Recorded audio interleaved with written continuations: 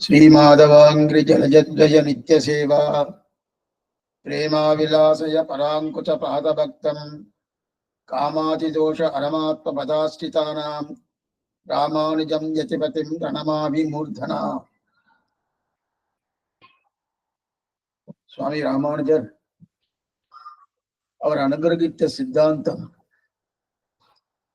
வியாச பகவானுடைய திருவுள்ள கருத்து என்னவோ அந்த திருவுள்ள கருத்தின்படி சாஸ்திரம் சொன்னபடி ஆழ்வாருடைய ஸ்ரீசுற்றியின்படி ஆழ்வாருடைய திருவுள்ளத்தின்படி எது சித்தாந்தமோ அந்த சித்தாந்தத்தை நன்னாக ஸ்தாபித்து பிரச்சாரம் பண்ணார். அந்த பிரச்சாரம் பண்ணப்பட்ட அந்த சித்தாந்தத்தை நாம் அனைவரும் சுலபமாகவும் எளிமையாகவும் நன்றாகவும் அறிந்து கொள்ளும்படியான ஒரு தன்மையிலே ஒரு 500 வருஷத்துக்கு முன்னாடி சோழசிம்மபுரம் ஜட்டையாச்சா சுவாமியுடைய சத்சிஷ்யராக இருக்கக்கூடிய சீனிவாசாச்சாரிய சுவாமி யதீந்திரமத தீபிகா என்கிற ஒரு கிரந்தத்தை அனுகிரகித்தார். இந்த கிரந்தம் எதனால ஏற்பட்டது என்பது நம்ம அவதாரிகளே பார்த்திருக்கோம். இருப்பினும் மறுபடியும் தெரிவிக்கிறேன், சாத்தவரன் போது தெரிவிக்கிறாங்க. அப்படிப்பட்ட அந்த யதீந்திரமத தீபிகாவில் 10 அவதாரங்களை எடுத்துள்ளார். அவதாரங்கள்லாம் என்ன சுவாமின்னா ஒண்ணுமே இல்லை, 10 விதமான விஷயங்கள். பிரமாணம் பிரமேயம் இரண்டையும் பிரிச்சுட்டார். லோகத்தில் இருக்க வஸ்துக்கெல்லாம் 2 வஸ்துவா எடுத்துட்டார், பிரமாணம் என்றும் பிரமேயம் என்றும். அதுல பிரமாணத்துக்காக 3 அவதாரங்களாகவும் பிரமேயத்துக்கு 7 அவதாரங்களும் பிரித்துக் கொண்டார். பிரமாணத்திலே பிரத்யக்ஷ பிரமாணம், அனுமான பிரமாணம், சப்த பிரமாணம், இதுதான் இந்த வேதாந்தனுடைய விஷயங்கள் இதில் பூர்ணமாக தெரிகிறது. அது பிரமேயத்திலே 2ஆ பிரிச்சுண்டார், திரவியம் என்றும் அத்ரவியம் என்றும். திரவியம் என்ன அத்ரவியம் என்னன்னு பார்த்திருக்கோம். மாறுபாட்டுக்கு உட்பட்டதெல்லாம் திரவியம்னு பேரு, மாறுபாட்டுக்கு உட்படாததெல்லாம் அத்ரவியம்னு பேரு. அப்ப திரவியத்தை 6ஆக பிரித்து கொண்டு அத்ரவியத்தை 1ஆக பிரித்து கொண்டு மொத்தம் 7 பிரமேயத்தில். அதிலே நம்ம இந்த திரவியத்தில் இருக்கக்கூடிய 6வது அனுபவித்துக் கொண்டிருக்கோம் ஈஸ்வர தத்துவம். அதாவது பகவான் என்கிற ஒரு தத்துவத்தை நம்ம அனுபவித்துக் கொண்டிருக்கிறோம். அதுல அத்வைத்த விஷயம். அத்வைத்த விஷயம் என்றால் என்னது? நேகநானாஸ்தி கிஞ்சன, 2வது கிடையாது. துவைத்தம்னா 2வது, 2 அல்ல 1, அத்வைத்தம் 2 அல்ல 1 அப்படின்னு தெரிவிக்கிறா இல்லையா? அந்த அத்வைத்த சித்தாந்தப்படி எது மோட்சம் என்றால் பிரம்ம ஒன்னே சத்தியம், மற்ற அத்தனையும் மித்யா. மித்யான்னா பொய், காணல் நீரை போல பொய். அதனாலே பிரம்மத்துக்கு மோட்சம் என்பது தான் என்ன நினைக்கணும், தனக்கு இருக்கக்கூடிய தோஷத்தை போக்கிக் கொண்டு தான் எப்படி சுவாமி இந்த தோஷம் போகும்னா, வாக்கிய தண்ட வாக்கியார்த்த ஞானம் தத்துவமதி ஸ்வேதகேதோன்னு ஒரு வாக்கியம் இருக்கு. அந்த வாக்கியத்தை நன்னா பிரம்மம் புரிஞ்சு கொடுத்தோம்னா, ஓ நான் ஒருத்தனே வேறு யாரும் கிடையாது என்கிற எண்ணம் ஏற்பட்டு பிரம்ம மோட்சத்துக்கு போறதுன்றது அத்வைத சம்பிரதாயம். அதுல சஜாத்திய பேதம், விஜாத்திய பேதம், சொகர பேதம் இதெல்லாம் கிடையாதுன்னு அத்வைதாச்சாரி தெரிவித்தார். சுவாமி உண்டுன்னு நேற்றைய காலட்சேபத்தில் அதை பார்த்துட்டோம். அதற்கு மேற்கொண்டு இந்த வேதங்களை 3 விதமாக பிரித்தார்கள். வேதஸ்ருதி, அபேதஸ்ருதி, கடகஸ்ருதி. வேதஸ்ருதி என்றால் பல உண்டு என்று சொல்வது வேதஸ்ருதி. ஷரம் பிரதானம், அமிர்தாட்சரம் ஹரா, ஷராத்மானோ ஈசதே தேவயேகா, போக்தா போக்யம் பிரேரிதாரஞ்ச மத்வா, இதெல்லாம் வேதஸ்ருதியை சொல்லப்பட்டது. அபேதஸ்ருதினா நேகநானாஸ்தி கிஞ்சன, அங்க நானாத்வம் இல்லை, நிறைய கிடையாது. தத்துவமதி சதேவ சௌமிய இதவக்ராசின் ஏக்கமேவ அத்விதீயம், இதெல்லாம் இது அபேதஸ்ருதியை சொல்ல வந்தது.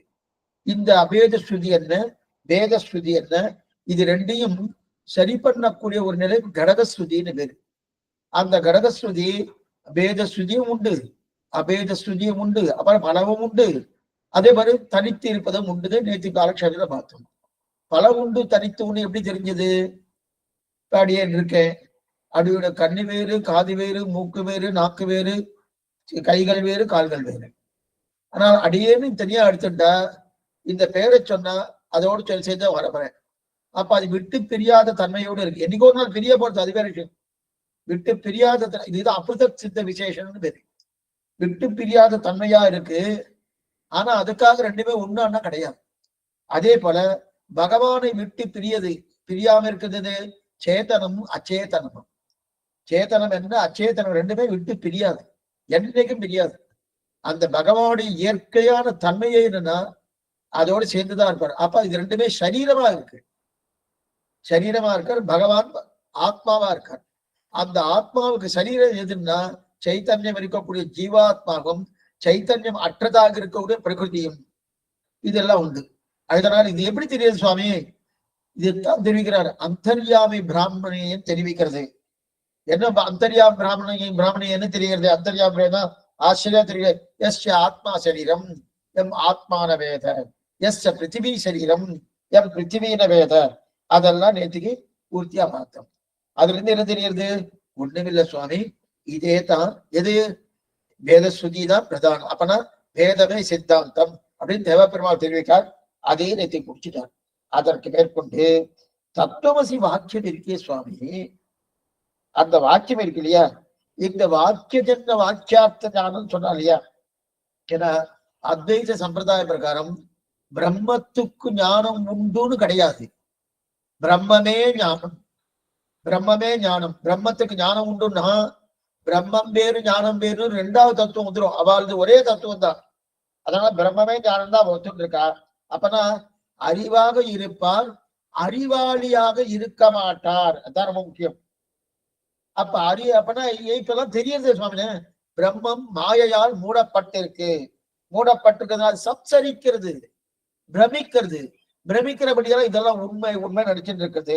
தத்துவமசி என்கிற வாக்கியம், அந்த வாக்கியம் பிரம்மத்துடைய காதல விழறதனும், விழுந்த உடனே எல்லாம் ஒண்ணுதான் சுவாமி, எல்லாம் ஒண்ணுதான். இரண்டாவது இல்லை என்கிற ஞானம் வந்துடுறது. அந்த ஐக்கிய ஞானம் வந்த உடனே மோட்சம். அந்த ஐக்கிய ஞானம் வந்த உடனே மோட்சம். இப்ப சுவாமி கேட்கிறார், சுவாமி எம்பெருமானார் கேட்கிறார், தத்துவமதி என்கிற சப்தத்தை கேட்டபடாது வழியாலே ஞானம் வரும் சொல்கிறாயே. இப்ப தத்துவமசி என்கிற வாக்கியம் இருக்கணும். அந்த வாக்கியம் என்பது உண்மையா பொய்யா? அப்படின்னா சத்தியமா, அது மித்தியாவா? மித்தியானா பொய். சத்தியமா ஏன் இந்த வார்த்தை கேட்கிறாருன்னா, அத்வைத சம்பிரதாய பிரகாரம் பிரம்மத்தை தவிர ரெண்டாவது கிடையாது. ரெண்டாவது இருக்குன்னு சொன்னாலும் அத்வைத்தம் பட்டு போயிடும். அப்ப ரெண்டாவது கிடையாதுன்னா இப்ப இந்த வாக்கியம் ரெண்டாவதுன்னு வந்துடுறது. இது தத்துவமசிங்கிற வாக்கியம். ஏன் வேதமே எது கொண்டு அவ நிர்ணயிக்கிறார்? பிரம்மம் மட்டுமே சத்தியம், மற்ற அத்தனையும் மித்யா அப்படின்னு எது கொண்டு நிர்ணயிக்கிறார்கள்? சாஸ்திரத்தை கொண்டு நிர்ணயிக்கிறார்கள். அந்த சாஸ்திரம் உண்மையா பொய்யா? அதே போல அந்த சாஸ்திரத்தை சொல்லப்பட்ட இந்த வார்த்தை தத்துவமசிங்கிற வார்த்தை, அந்த வார்த்தை உண்மையா பொய்யா? அப்ப அந்த வார்த்தை உண்மைன்னு சொல்லி ஆயிட்டனா அப்ப ரெண்டு தத்துவம் வந்துடுறது. ரெண்டு தத்துவம் வந்தாலும் அத்வைதம் பட்டு போயிடும். அப்ப ஒரு தத்துவம் தான் இருக்கணும். அப்ப பிரம்மத்தை பொய்ன்னு சொல்லணும். என்ன பண்ணணும்? பிரம்மத்தை பொய்ன்னு சொல்லணும். ஏன்னா தத்துவம் ஒண்ணுதானே, ரெண்டாவது தத்துவமே கிடையாது. அப்ப பிரம்மத்தை பொய்ன்னு சொல்லணும். சுவாமி, பிரம்மத்தை ஸ்தாபிப்பதற்காக தானே இந்த சாஸ்திர வாக்கியமே. அப்படி இருக்கச்சே பிரம்மத்தை பொய்ன்னு சொல்ல முடியாது. பிரம்மத்தை பொய்ன்னு சொல்லியாச்சுன்னா அப்ப பிரம்மமே இல்லாம போயிடும், அப்புறம் மோட்சமே கெட்டாது. அப்ப என்ன பண்ணலாம்? பிரம்மத்தை உண்மை என்றுதான் ஒத்துக்கொண்டு ஆகணும். என்ன புரியுதா? பிரம்மத்தை உண்மை என்றுதான் ஒத்துக்கொண்டு ஆகணும். அப்ப ஏன்னா வாக்கியம் பொய்யானவனும் பிரம்மம் பொய்யாகப்படாது. சரி, அப்ப வாக்கியத்தை பொய்ன்னு சொல்லி ஆகணும். ரெண்டுக்கும் ஏதாவது ஒண்ணு பொய்யாகணும். எங்க சுவாமி சொல்லுவார், பகவத்கீதை உபன்யாசம் நடந்துட்டு இருக்கு. ஆச்சாரியன் சொல்றாரு, சிஷ்யன் கேட்கிறார். இப்படியே வச்சுக்கோங்க, கண்ணன் சொன்னா அர்ஜுனன் கேட்டான். இப்ப பகவத்கீதையில அத்வைத ஞானம் கண்ணன் சொல்லிட்டு இருக்கானா இல்ல வேற ஏதாவது சொல்லிட்டு இருக்கானா அப்படின்னு அத்வைத்திகள் கேட்டா அவன் என்ன சொல்லுவா? சுவாமி அத்வைதத்தை தான் சொல்லிட்டு இருக்காரு, வேற எதுவும் சொல்லல அப்படி சொல்லுவாரு. அப்ப அத்வைதத்தை சொன்னா காலக்ஷேமம் முடிஞ்சதுக்கு அப்புறம் ஒண்ணு கண்ணன் இருக்கணும் இல்ல அர்ஜுனன் இருக்கணும். ஏன்னா ஒரு தத்துவம் தான் இருக்கு, ரெண்டாவது தத்துவமே கிடையாது. இப்ப ஒண்ணுமில்லை, இப்ப நீங்க கேட்டுட்டு இருக்கேன், ஒரு 10 பேர் கேட்டுட்டு இருக்கேன், காலக்ஷேபம் முடிஞ்சது நீங்க எல்லாம் கிடையாது சுவாமி, நீங்க எல்லாம் போயிடுவேன். சுவாமி ஒருத்தர் வரமாட்டா, இப்பவே யாரும் கிடையாது. அப்படி இருக்க செய்து இல்ல சொல்றவாறு போயிடுவார், சொல்றது ஒரு வாரம் சொல்றவார் அவரும் கிடையாது. இப்ப கீதை காலக்ஷேபம் பண்ண உடனே ஒண்ணு கண்ணன் கிளம்பி போயிடணும் அல்லது அர்ஜுனன் போயிடணும், யாராவது ஒருத்தர் பொய்யா பண்ண. சுவாமி ஆச்சாரியனோ சிஷ்யனோ பொய்யாச்சாரோ யாருக்கும் உபதேசம் பண்ணுவா? உபதேசமே சித்திக்காத. ஏன்னா அவளுடைய தத்துவமே என்னன்னா பிரம்மம் ஒண்ணு, அத்தனையும் மித்யா. இதை ஏன் அவர் கொண்டார்? இதை ஏன் சங்கராச்சாரி பண்றார்? ஏன்னா பௌத்த மதங்கள் நிறைய பல்கி பெருகி இருந்தது. பௌத்த மதத்துடைய கொள்கை என்னன்னா சர்வம் சூன்யம், எதுவுமே கிடையாது. சௌத்ராந்திகன், மாத்தியமிகன், யோகாச்சாரன் 4 விதமான புருஷர்கள் இருக்கா பௌத்த மதத்துல. அவர்கள் ஒவ்வொருத்தரும் அவளுக்கு சனித விஞ்ஞானவாதம்னு பேரு. அந்த விஷயத்தை நம்ம போக வேண்டாம். அவளோட கொள்கையே சர்வம் சூன்யம், எதுவுமே கிடையாது, எதுவுமே கிடையாது அப்படின்னு சொல்லியிருக்காரு. இப்ப அந்த மதத்தை நன்னா தள்ளிட்டு இந்த சாஸ்திரம் இருக்கக்கூடிய இதை வைதிக மதத்தை கொண்டு வந்து ஸ்தாபிக்கணும். அப்ப அதுல ஒரு கொள்கை வைக்கணும். அந்த கொள்கை வைக்கிறோம்னா புரியறதுக்காக சொல்றேன். ஒரு கட்சி இருக்கு, ஒரு கட்சியிலிருந்து ஒருத்தர் தெரிஞ்சிட்டார். தெரிஞ்ச உடனே அவர் புது கட்சி ஒண்ணு ஆரம்பிக்கணும்னு என்ன பண்ணுவாரு? அந்த கட்சியிலிருந்து வேறுபட்டதா இருக்கணும். இருக்கிறவனா என்ன பண்றது? அந்த கட்சியிலிருந்து சில கொள்கையை எடுத்துடுவாரு. அந்த கட்சிக்கு கொள்கையே இல்லைன்னா அந்த கட்சியோடு சம்பந்தம் இருக்கக்கூடிய ஏதோ ஒண்ணு எடுத்துடுவாரு. எடுத்துட்டு தான் அதுல இருந்து ஒரு மாற்று கருத்தை சொல்வார், இதுதான் என் கட்சி. இன்னைக்கு நிறைய அதெல்லாம் பார்த்துட்டு இருக்கோம். அது அன்னைக்கே என்ன பண்ணாரு ஆதிசங்கரர், அந்த பௌத்த மதத்தை தள்ளி அப்படியே எடுத்துட்டார். எடுத்துட்டு சாஸ்திரத்தை ஒத்துண்டு பிரம்மம் மட்டுமே சத்தியம் இவர் தீர்மானம் பண்ணிட்டார். ஏன்னா அதுக்குண்டான வாக்கியங்கள்லாம் இருக்கு. சாஸ்திரம் இவர் வெறுமே எடுக்கல, மகா ஞானி. அதுக்குண்டான வாக்கியம் ஏகனானாஸ்தி கிஞ்சன.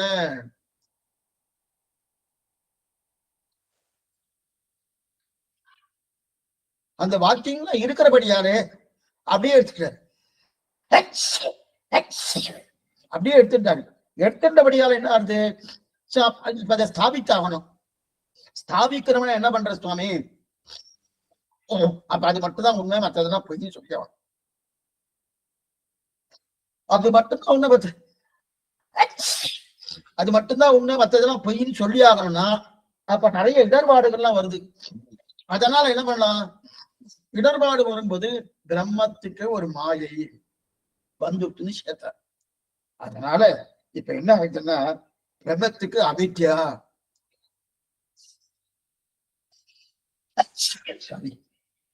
பிரம்மத்துக்கு அவித்யான்னு அவித்யா, பிரம்மத்துக்கு அவித்யா முடித்து மாயா மூடித்துன்ற. பிரம்மத்துக்கு அவித்யா முடித்து மாயா முடித்தனர். மாயான்னு என்ன? சரி, இப்ப மாயா முடி நிறுத்தணும், அவித்யா முடித்தணும். அந்த அவித்யா உண்மையா பொய்யா? என்னன்னா பண்ணிக்கோ. இதுக்கு முன்னாடி சாஸ்திர வாக்கியம் தத்துவமசிங்கிற சாஸ்திர வாக்கியம் சொன்னோமோ, அந்த சாஸ்திர வாக்கியம் உண்மையா பொய்யான்னு கேட்டோம். அப்ப சாஸ்திர வாக்கு உண்மையா இருந்தா பிரம்மம் பொய்யா இருக்கணும், பிரம்மம் உண்மையா இருந்தா சாஸ்திர வாக்கியம் பொய்யா இருக்கணும். இது ஒரு பக்கம். அடுத்து பிரம்மத்துக்கு அவித்யா அப்படின்னு இருக்குன்னு சொன்னோமோ, மாயான அந்த மாயா உண்மையா பொய்யா? அந்த மாயா உண்மையா சொன்னா, மாயா உண்மைன்னு சொல்லியாச்சுன்னா பிரம்மத்தை பொய்யாக்கணும். பிரம்மம் ஏன்னா தத்துவம் ரெண்டாவது கிடையாது. இது ரெண்டா நீங்க ஞாபகம் வச்சுக்கணும். ரெண்டாவது தத்துவம் இருந்து அவர் ஒத்துமிட்டு இருந்தாரு வச்சுக்கே, இதுல ரொம்ப கிடையாது. அப்ப ரெண்டாவது தத்துவம் ஒத்துக்கொள்ளாதபடியாலே இப்ப ஒரு தத்துவம் தான் இருந்தாகணும். ஆனா அந்த தத்துவத்தை நிரூபிப்பதற்கு இன்னொரு தத்துவம் தேவைப்படுறது, ஏதோ ஒரு வஸ்து தேவைப்படுறது. எப்பவுமே ஒரு வஸ்துவை நிரூபிக்கிறோம்னா இன்னொரு வஸ்துவை கொண்டு நிரூபித்தே ஆகணும், அப்பதான் நிரூபணம் ஆகும். இப்ப இன்னொரு வஸ்துவை சேர்த்துட்டான்னு வச்சுக்கோ, அப்ப ரெண்டாவது வஸ்து வந்துடுறது. ரெண்டாவது வஸ்து வரலன்னா அந்த வஸ்துவை நிரூபிக்க முடியாது. அப்ப ரெண்டாவது வஸ்து வந்தே ஆகணும். அப்ப ரெண்டாவது வஸ்து வந்துட்டோம்னா அந்த ரெண்டாவது வஸ்து உண்மையா பொய்யா? இப்ப மாயான்னு சேர்த்திருக்காரணும். இப்படி இந்த மாயை உண்மைன்னு சொன்னா பிரம்மத்தை பொய்ன்னு சொல்லணும், பிரம்மத்தை உண்மைன்னு சொன்னா மாயைய பொய்ன்னு சொல்லணும். இவர் பிரம்மத்தை பொய்ன்னு சொல்லுவாரா? சுவாமி, பிரம்மத்தை ஸ்தாபிக்கிறதுக்கு இத்தனை பாடுபட்டு இருக்கோம். அப்படி இருக்கச்சதே பிரம்மமே பொய்யாகுமானா பிரம்மம் பொய்யாகாது. அப்ப மாயா பொய்யாகும், மாயா பொய்யாகும். இப்ப பொய்யான ஒரு விஷயம் மாயை, அந்த மாயை பிரம்மத்தை மூடுறதுன்னா மூடுமா? மூடுமான்னா சரி, அது மூடுறதுல வச்சுக்கோ, சரி மூடுறதுன்னு வச்சுக்கோ. பொய்யான ஒரு மாயை பிரம்மத்தை மூடிட்டு இருக்கு. அதனாலதான் பிரம்மத்துக்கு என்ன தெரியுது? இந்த பிரபஞ்சம் எல்லாம் அப்படியே உண்டு உண்டுன்னு தெரியுது, பிரமிக்கிறது தெரியறது. சரி சரி, அது சரி. இப்ப அத அந்த அந்த மாயையை போக்க முடியுமான்னா போக்க முடியாது. ஏன்னா அந்த மாயை பொய். உண்மையான மாயையா இருந்தா ஏதோ ஒண்ணு கொண்டு போக்கலாம். பொய்யான மாயை போக்க முடியுமானா போக்க முடியாதுன்னு அர்த்தம். இந்த இடத்துல புரியத்துக்காக ஒரு விஷயம் சொல்றேன். தரையில இந்த இடத்துல ஒரு அழுக்கு இருக்கு, அழுக்கு இருக்கு. உடனே வேலைக்காரை கூட்டும், அந்த அழுக்கு இருக்குமா, அந்த அழுக்க நல்லா கெட்டியா தேய்ச்சி தேய்ச்சி அதுக்கு உண்டான உபகரணங்களோ அதை போட்டு நல்லா தேய்ச்சிட்டு அந்த அழுக்க அலம்பி விடுன்னு சொன்னா அவன் அந்த அதுக்குண்டான உபகரணங்கள் போட்டு தண்ணி ஜலத்தை விட்டு அலம்பிடுறா, அழுக்கு போயிடுறது, அழுக்கு இல்லை. ஆனா சில பேர் என்ன பண்ணுவாருன்னா வேலைக்காரர்களை வேலை வாங்கணும், ஆனா ஒண்ணுமே இருக்காது, அழுக்கே இருக்காது. வேலை வாங்கணும் இருக்குதா, அதோ அங்க அழுக்கு இருக்கு பாரு, அழுக்கே இல்லை, அழுக்கு இருக்கு பாரு, அழுக்கு இருக்கு பாரு, அதை தொட, அதை இதுக்குண்டான உபகரணங்கள் போட்டு தொட தொட தொட, அழுக்கே இல்லையே. இல்லாத அழுக்கு எப்படி போகும்? அவர் தேய்ச்சிட்டே இருக்காரு, இன்னும் போகலையே இன்னும் போகலையே இன்னும் போகலையே, எப்படி போகும்? அழுக்கு இருந்தா தானே போகும், அழுக்கே இல்லைன்னா போகாது இல்லையா? அதே போல மாயையே பொய், மாயையே பொய். இப்ப பிரம்மன் பொய்ன்னு சொல்ல முடியாது, ஏன்னா பிரம்மன் தான் ஸ்தாபிக்கப்படணும். அப்ப மாயையே பொய். அந்த பொய் என்று சொல்லிட்டா அந்த பொய்யால் மூடப்பட்ட பிரமம் போகுமானா போகவே போகாது, போக போகுது. சரி சுவாமி, ஏன் போகாதுன்னா இப்ப பிரம்மத்துக்கு மோட்சமே இல்லையே. அந்த மாயை போகலன்னா பிரம்மத்துக்கு மோட்சமே இல்லையே. ஆகையால் உன்னுடைய மதமே பொருந்தாது, உன்னுடைய மதமே பொருந்தாது. சப்தவித அனுபபத்தி, 7 வித ஒவ்வாமை. இது சிவாஷிதர் ரொம்ப எடுத்திருக்காரு. கொஞ்சம் நன்னா தெரிஞ்சுக்கணும்னா வேதார்த்த சங்கிரகம், அதெல்லாம் பெரிய சிரமமான ஒரு கிரந்தங்கள். வேதாந்த விசாரம்னாலே நம்ம மூளை நல்லா செலவழிக்கணும். சம்பிரதாயம் அதேதான் வச்சுக்கோ, இருந்தாலும் சம்பிரதாயம்னா நமக்கு ஆனந்தமா கேட்கலாம். வேதாந்தம் கொஞ்சம் சிரமமா தான் இருக்கும். எதுக்கு சொல்ல எதுக்கு சொல்ல வந்த என்ன, இதுக்கு சொன்ன அதான். ஆனா அப்ப பொய்யால மூடப்பட்டாது பிரம்மம் போகுமானா போகாது அப்படின்னு தெரிவிக்கிறான். சரி, இந்த இடத்துல சப்தவித அனுபவத்தின்னு தெரிவிக்கிறான், 7 வித ஒவ்வாமை. அதுக்கு மேல ஆசிரியத்துல தோஷம், ஆசிரியத்துல தோஷம், திரேதானத்துல தோஷம். இந்த மாதிரி ஒவ்வொன்றையும் ஒன்றுண்டே இருக்கும். இந்த தோஷம் வருதானோ, அதனால எல்லாவித அனுபவத்தி வருது. எல்லாவித அனுபவத்தி வரபடியாலே ஒவ்வாமை வந்திருக்கு அப்படின்னு தெரிவிக்கிறார். இதுக்கு மேல அந்த அத்வைத்தி என்ன சொல்றாருன்னா, நிர்விசேஷ சின்மாத்திர பிரம்மம் என்பதுதான் அத்வைத்தம். நிர்விசேஷ சின்மாத்திர பிரம்மம், நிர்விசேஷம் நிர்விசேஷம். நிர்விசேஷம்னா வேதங்கள் அற்றதாய், அதாவது விசேஷங்களே கிடையாது. பிரம்மம் எப்படி இருக்கும், எப்படி இருக்குன்னு சொல்ல முடியாது சுவாமி. அனிர்வச்சனீயம், நேற்றுக்கு ஒரு பார்த்தோம். பிரம்மம் அனிர்வச்சனீயம், நிர்விசேஷ சன்மாத்திர பிரம்மம், அப்படிதான் பிரம்மம். ஏன்னா எந்த விதமான விசேஷங்கள் இல்லாமல் பிரம்மம் இருக்குன்னு சொன்னாரு. அது மட்டும் இல்ல, அனைத்து விசேஷங்கள் பேதம் பேதமே கிடையாது, எந்த விதமான பேதமும் கிடையாது. ஆனா நம் சம்பிரதாயத்தின்படி, ராமனுஜ சம்பிரதாயத்தின்படி நிர்விசேஷம் பிரம்மம் அல்ல, சவிசேஷம் பிரம்மம். அப்படின்னா பார்க்கும் போது அதற்கு இருக்கக்கூடிய வேறுபாடுகளோடு தான் நம்ம, வேறுபாடுகள் என்ன, குணங்கள் என்ன, இதோடு நம்ம பார்க்கணும். பார்க்கும்போது வேறுபாடுகளோடு குணங்களோடு தான் பார்க்கிறோம். ஆனா சங்கரர் சொல்றது என்ன, நிர்விசேஷம், நிர்விசேஷம், நிர்குணம். சாஸ்திரமே சொல்றது நிர்குணம், நிர்குணம்னு சொல்றது சாஸ்திரம் சொல்றது. ஏன்னா குணம் உண்டா அப்படின்னா, குணம் உண்டுன்னு ஒரு வாக்கியம் சொல்றது, குணம் இல்லைன்னு ஒரு வாசகம் சொல்றது. நல்லா பாருங்க, சங்கராச்சாரிய சொல்றாருன்னா அவர் வெறுமே சொல்லல, சாஸ்திர வாக்கியம் கொண்டுதான் சொல்றாரு. ஆனா ஒரு இடத்துல மட்டும்தான் அவர் ஒரு சாஸ்திர வாக்கியம் சொல்லாத ஒரு விஷயத்த சொல்றாரு. அது என்னன்னு பின்னாடி சொல்றேன். சாஸ்திர வாக்கியம் சொல்லாத என்ன ஒண்ணும் இல்லை, மாயையால மூடப்பட்டுன்னு சொல்லிருக்கா இல்லையா, அஞ்ஞானம், அதாவது உபாதி, உபாதியில் பட்டு இதெல்லாம் பிரமிக்கிறது, மாயையால் மூடப்பட்டிருக்கு, பிரம்மத்துக்கே மாயை அப்படின்னு அருணும். அந்த பிரம்மத்துக்கே மாயையால் மூடப்பட்டிருக்குன்னு சாஸ்திர வாக்கியம் இருக்கானா இல்ல, அது பின்னாடி சொல்றேன், பின்னாடி சொல்றேன். ஏன் அந்த மாதிரி அவர் எடுத்திருக்காருன்னா அதுக்குண்டான காரணத்தையும் சொல்றேன்.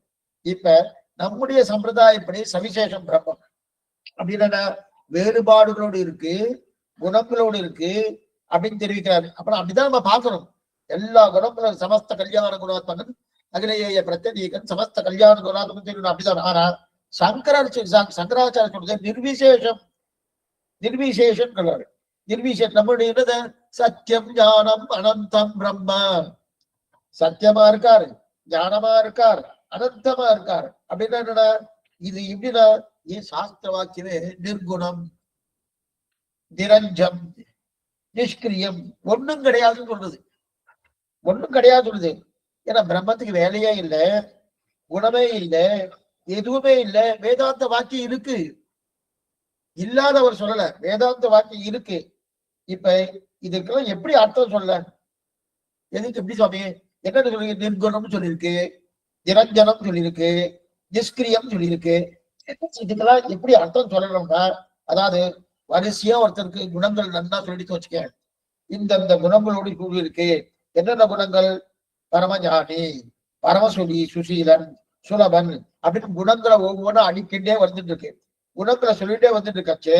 அந்த சொல்லப்பட்ட குணங்கள்லாம் இல்லை அப்படின்னு சொல்லுமா, முதல்ல குணங்களை நன்னா சொல்லிட்டு, குணங்களை நன்னா சொல்லிட்டு இப்படி வரிசையா குணங்கள் எல்லாம் சொல்லிட்டு இந்த குணங்களே இல்லை அப்படின்னு சொல்லுமா? ஆனா சொல்லி இருக்கு. அப்ப அதுக்கு என்னன்னு அர்த்தம் வாங்கிக்கணும்.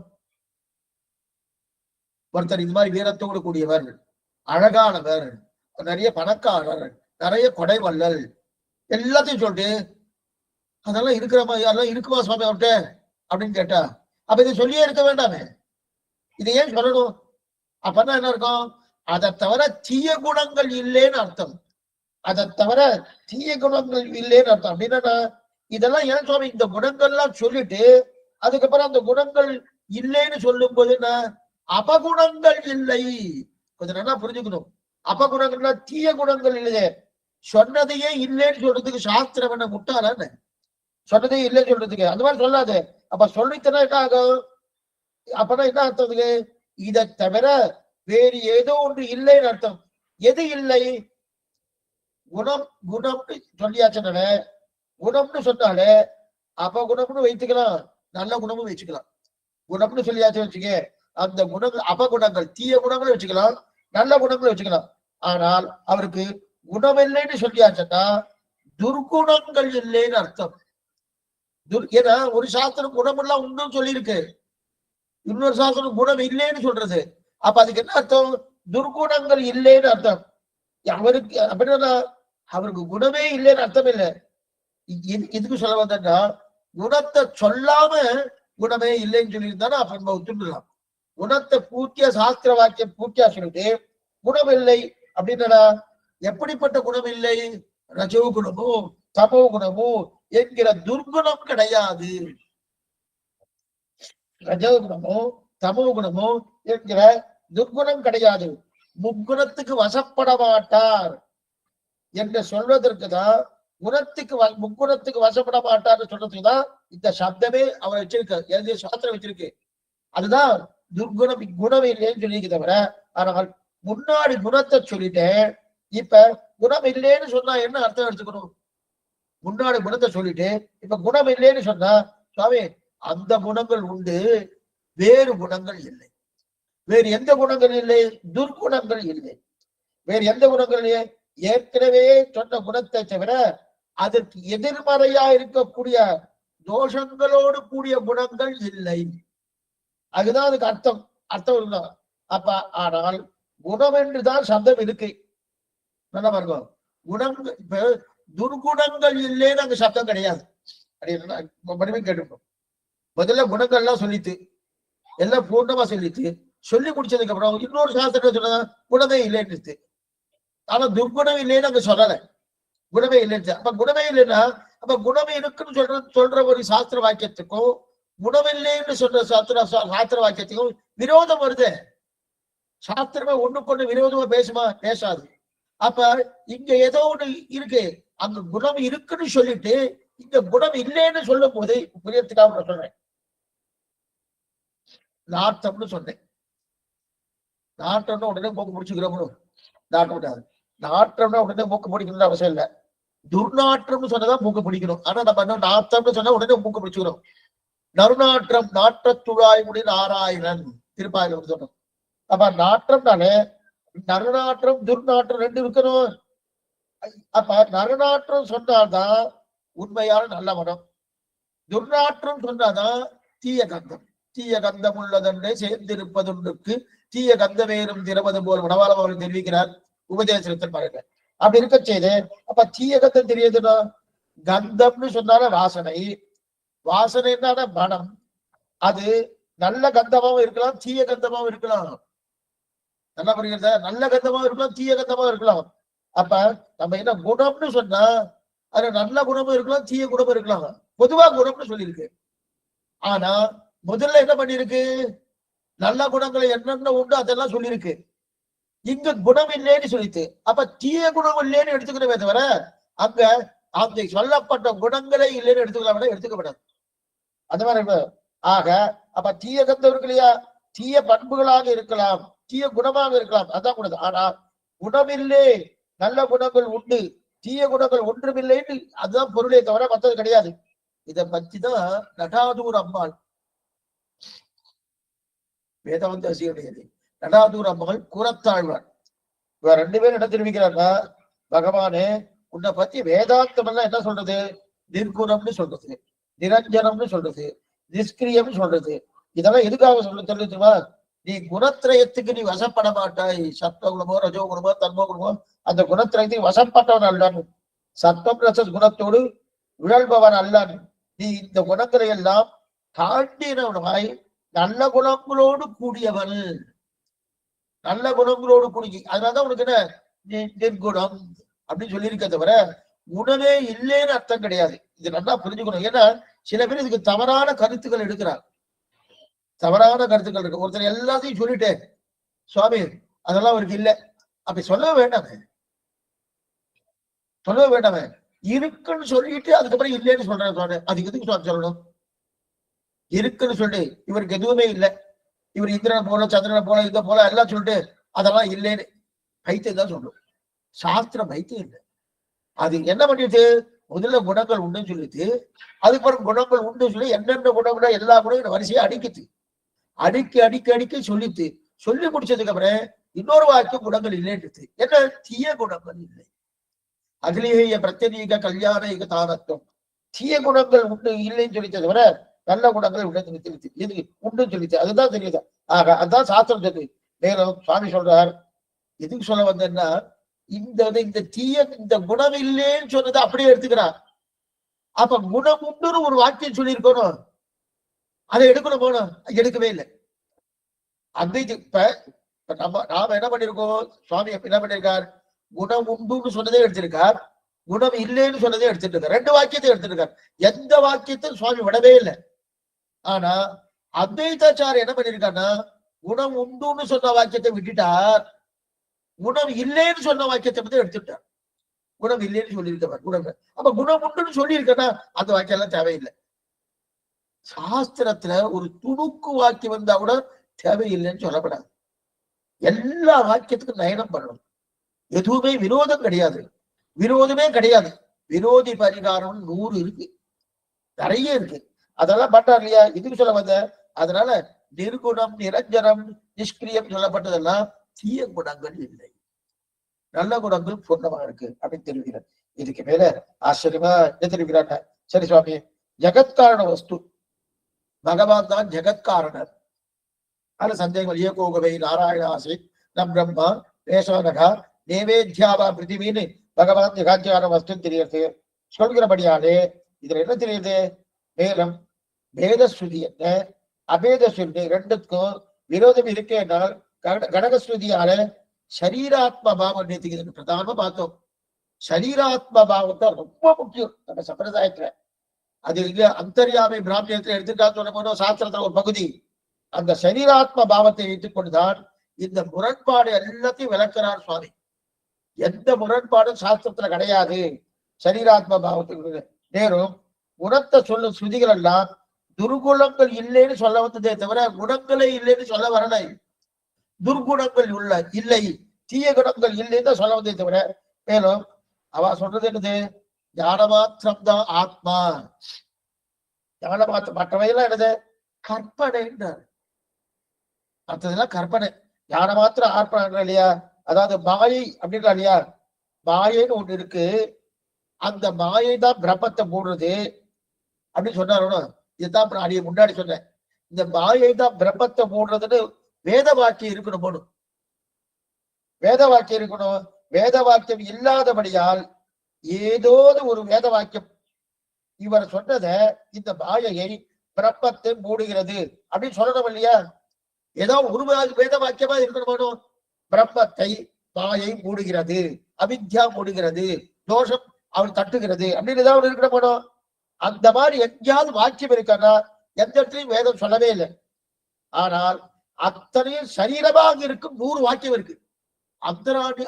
அந்தர்யாமை பிராமணத்துல பகவானுக்கு இது இத்தனையும், இந்த பிரகிருதி என்ன, சேத்தனம் என்ன, அச்சேதனம் என்ன, ரெண்டும் சரீரமா இருக்குன்னு 100 வாக்கியங்கள் இருக்கு. நம்ம அத்தனை சொல்லுவோம் சரீராத்மா பாவம் சொல்லுவோம் போடும். அந்த சரீராத்மா பாவமா இருக்கக்கூடிய வாக்கியங்கள் 100 வாக்கியங்கள் இருக்கு. அங்க இருக்கு அந்தர்யாமை பிராமணம் முழுக்க அதுதான். ஆனால் மாயை என்பது பிரம்மத்தை மூடி பிரம்மத்துக்கு அஞ்ஞானம் வந்து ஜகத்தாக சம்சரிக்கிறது என்கிற வேதாந்த வாக்கியமே இல்லை. ஜகத்தாக சம்சரிக்கிறது என்கிற வேதாந்த வாக்கியமே இல்லை. சரி சுவாமி, சங்கராச்சாரிய எதனால இத கல்பிக்க வேண்டி வந்தது? எதனால சுவாமி கல்பிக்கிறார்? வேதாந்தத்துல ஒரு வாக்கியம் இருக்கு, அபேதம்னு ஒரு வாக்கியம் இருக்கு. சங்கராச்சாரிய மாயைன்னு சொன்னாரோட இந்த மாயை வேதத்துல இல்லைன்னு சொல்லிட்டேன். அப்ப ஏன் அவர் சொன்னார்? அதுக்கு நீங்க சமாதானம் சொல்லுங்க. ஏன்னா மாயைங்கிற வேதத்துல மாயை, ஏன்னா அவர் வந்து சாமானியப்பட்டவர் இல்ல. மாயை என்கிற சப்தமே வேதாந்தத்தில் இல்லாதபடியாலே அவர் எடுத்திருக்காரு. அப்ப எடுத்திருக்காருன்னா அப்ப வேதாந்தத்துல ஒரு வாக்கியம் இருக்கு. என்ன வாக்கியம்? அபேதம்னு ஒரு வாக்கியம் இருக்கு. அதாவது நேகநாராஸ்தி கிஞ்சன அபேதம் இருக்கு இல்லையா? அபேதம் தான் வேதாந்த சித்தம். அப்பனா வேதம் எல்லாம் அபேதத்தை தான் சொல்லிட்டு வேதத்தை சொல்லல அப்படின்னு அவர் மனசுல வாங்கிட்டார். ஆதிசங்கராச்சாரியர் என்ன பண்ணார்? மனசுல வாங்கிட்டார். அபேதம் தான் வேதாந்த சித்தாந்தம், வேதம் கிடையாது, அதை வாங்கிட்டார். ஆனா அபேதம்னா ஒண்ணுதான் இருக்கு, மத்த எல்லாம் மித்யா அப்படின்னு அவர் வாங்கிட்டார். ஆனா பிரத்யட்சமா கண்ணால இதெல்லாம் பார்த்துட்டு இருக்க போகணும். இதெல்லாம் பார்க்காம இல்லையே, எதெல்லாம் உண்டு எல்லாம் பிரத்யட்சமா பாக்குறோம், எல்லாத்தையும் பார்த்துட்டு இருக்க போகணும். பார்த்துட்டு இருக்காச்சு இது இத்தனை இருக்கணும்.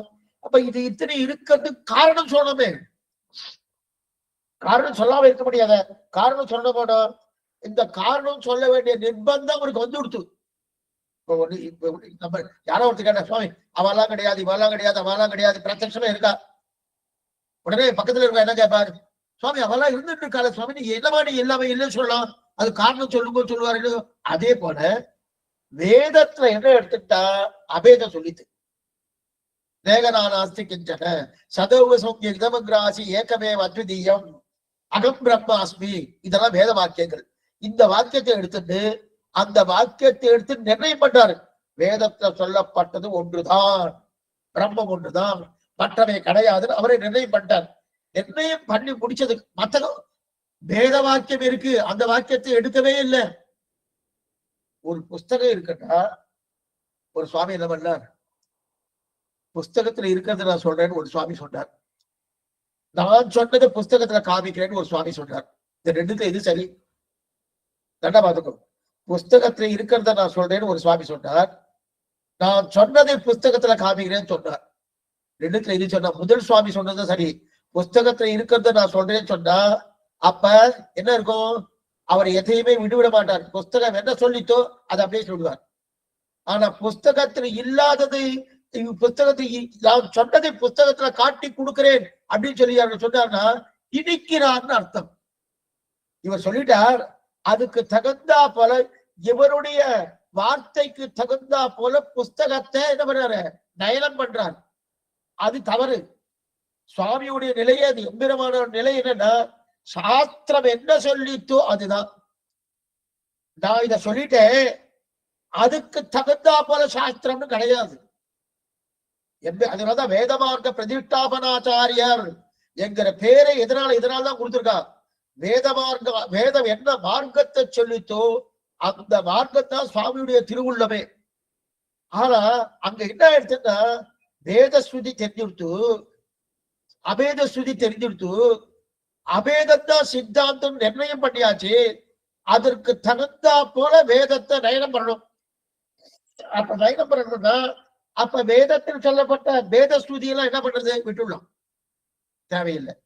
சரி சுவாமி, அப்ப இப்ப பிரத்யட்சமா தெரியறது, நீங்களும் தெரியல, நானும் தெரியல, எல்லாமே தெரியறதுன்னா அப்ப அது ஏதாவது ஒண்ணு சொல்லி ஆகணும். அது காரணம் சொல்ற போனோம். அப்ப அந்த காரணம் சொல்றதுக்கு ஒரு நிர்பந்தம் வந்துட்டு, அந்த நிர்பந்தம் என்ன பண்ணான்னா அவருக்கு என்ன பண்ண, மாயைன்னு சொல்லிட்டான். ஆனா அந்த மாயைன்னு சொன்னாரோ, அந்த மாயைங்கிற சப்தத்துக்கு வேதத்துல வாக்கியம் இருக்கானா இல்ல. நல்லா புரிஞ்சுக்கணும். யாராவது அத்வைத்தி இருந்தா என்னையா அடிய விஷம் போறானா வெளியே போறான்னு நினைக்கிறேன். ஆனா அடிய எந்த மதத்தையும் வெறுப்பதற்கோ எந்த மதத்தையும் தாழ்ச்சி உணர்வோடு பேசுவதற்கோ அடிய சொல்லல. சாஸ்திரம் எதுவோ அதை பேசிட்டு, பூர்வாச்சாரம் என்ன சொன்னாரோ அதை பேசிட்டு இருக்கிறத மற்றதே கிடையாது. எதுக்கு சொல்ல வந்தா, அப்ப இங்க அபேதம் சித்தாந்தம் முடிவு பண்ணிட்டார். அதற்குண்டான வாக்கியங்கள் அந்த சாஸ்திரத்திலே இருக்கு. அந்த வாக்கியத்தை எடுத்துட்டார். ஆனா பேத ஸ்ருதி இருக்கு, அதை விட்டுட்டார். ஆனா அந்த வாக்கியத்துக்குள்ளே அபேதம்னா பிரம்மம் ஒன்னே சத்தியம், மற்றது கிடையாது அப்படின்ற வாக்கியம் இருக்கு. அப்ப மற்றது கண்ணுல தெரியறது, பிரத்யட்சமா தெரியறதுன்னா அந்த தெரிவதற்கு உண்டான காரணம் சொல்லணும், போகணும், சொல்லித்தான் ஆகணும். காரணம் சொல்லாம இருக்க முடியாது. சொல்லனா சித்தாந்தி ஒத்துக்க மாட்டாரு. அப்ப காரணம் சொல்றதுக்கு என்ன, மாயைன்னு போட்டார், மாயைன்னு உபாதின்னு போட்டார், மாயைன்னு போட்டாரு, அஞ்ஞானம்னு போட்டார். சரி, இது போட்டிருக்கணும். இந்த வார்த்தை வேதத்துல இருக்கணுமோ, இருக்கா இல்ல? இந்த வார்த்தை வேதத்துல இருக்காண்டா, இது இத்தனை இருக்குது இருக்காண்டா இல்லையே.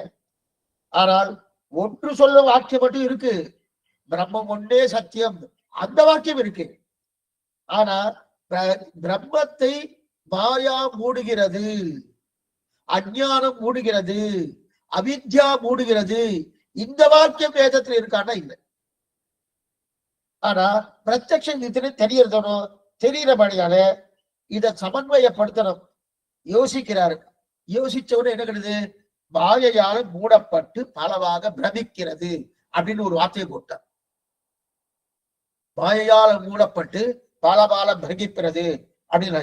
இப்ப இதற்கு வேதாந்த வாக்கியம் இருக்கா? இவர் சொன்னதுக்கு மாயையால் மூடப்பட்டு பலவாக பிரமிக்கிறது என்கிற வாக்கியத்துக்கு, என்கிற சப்தத்துக்கு ஒரு வாக்கியம் இருக்கணுமோ?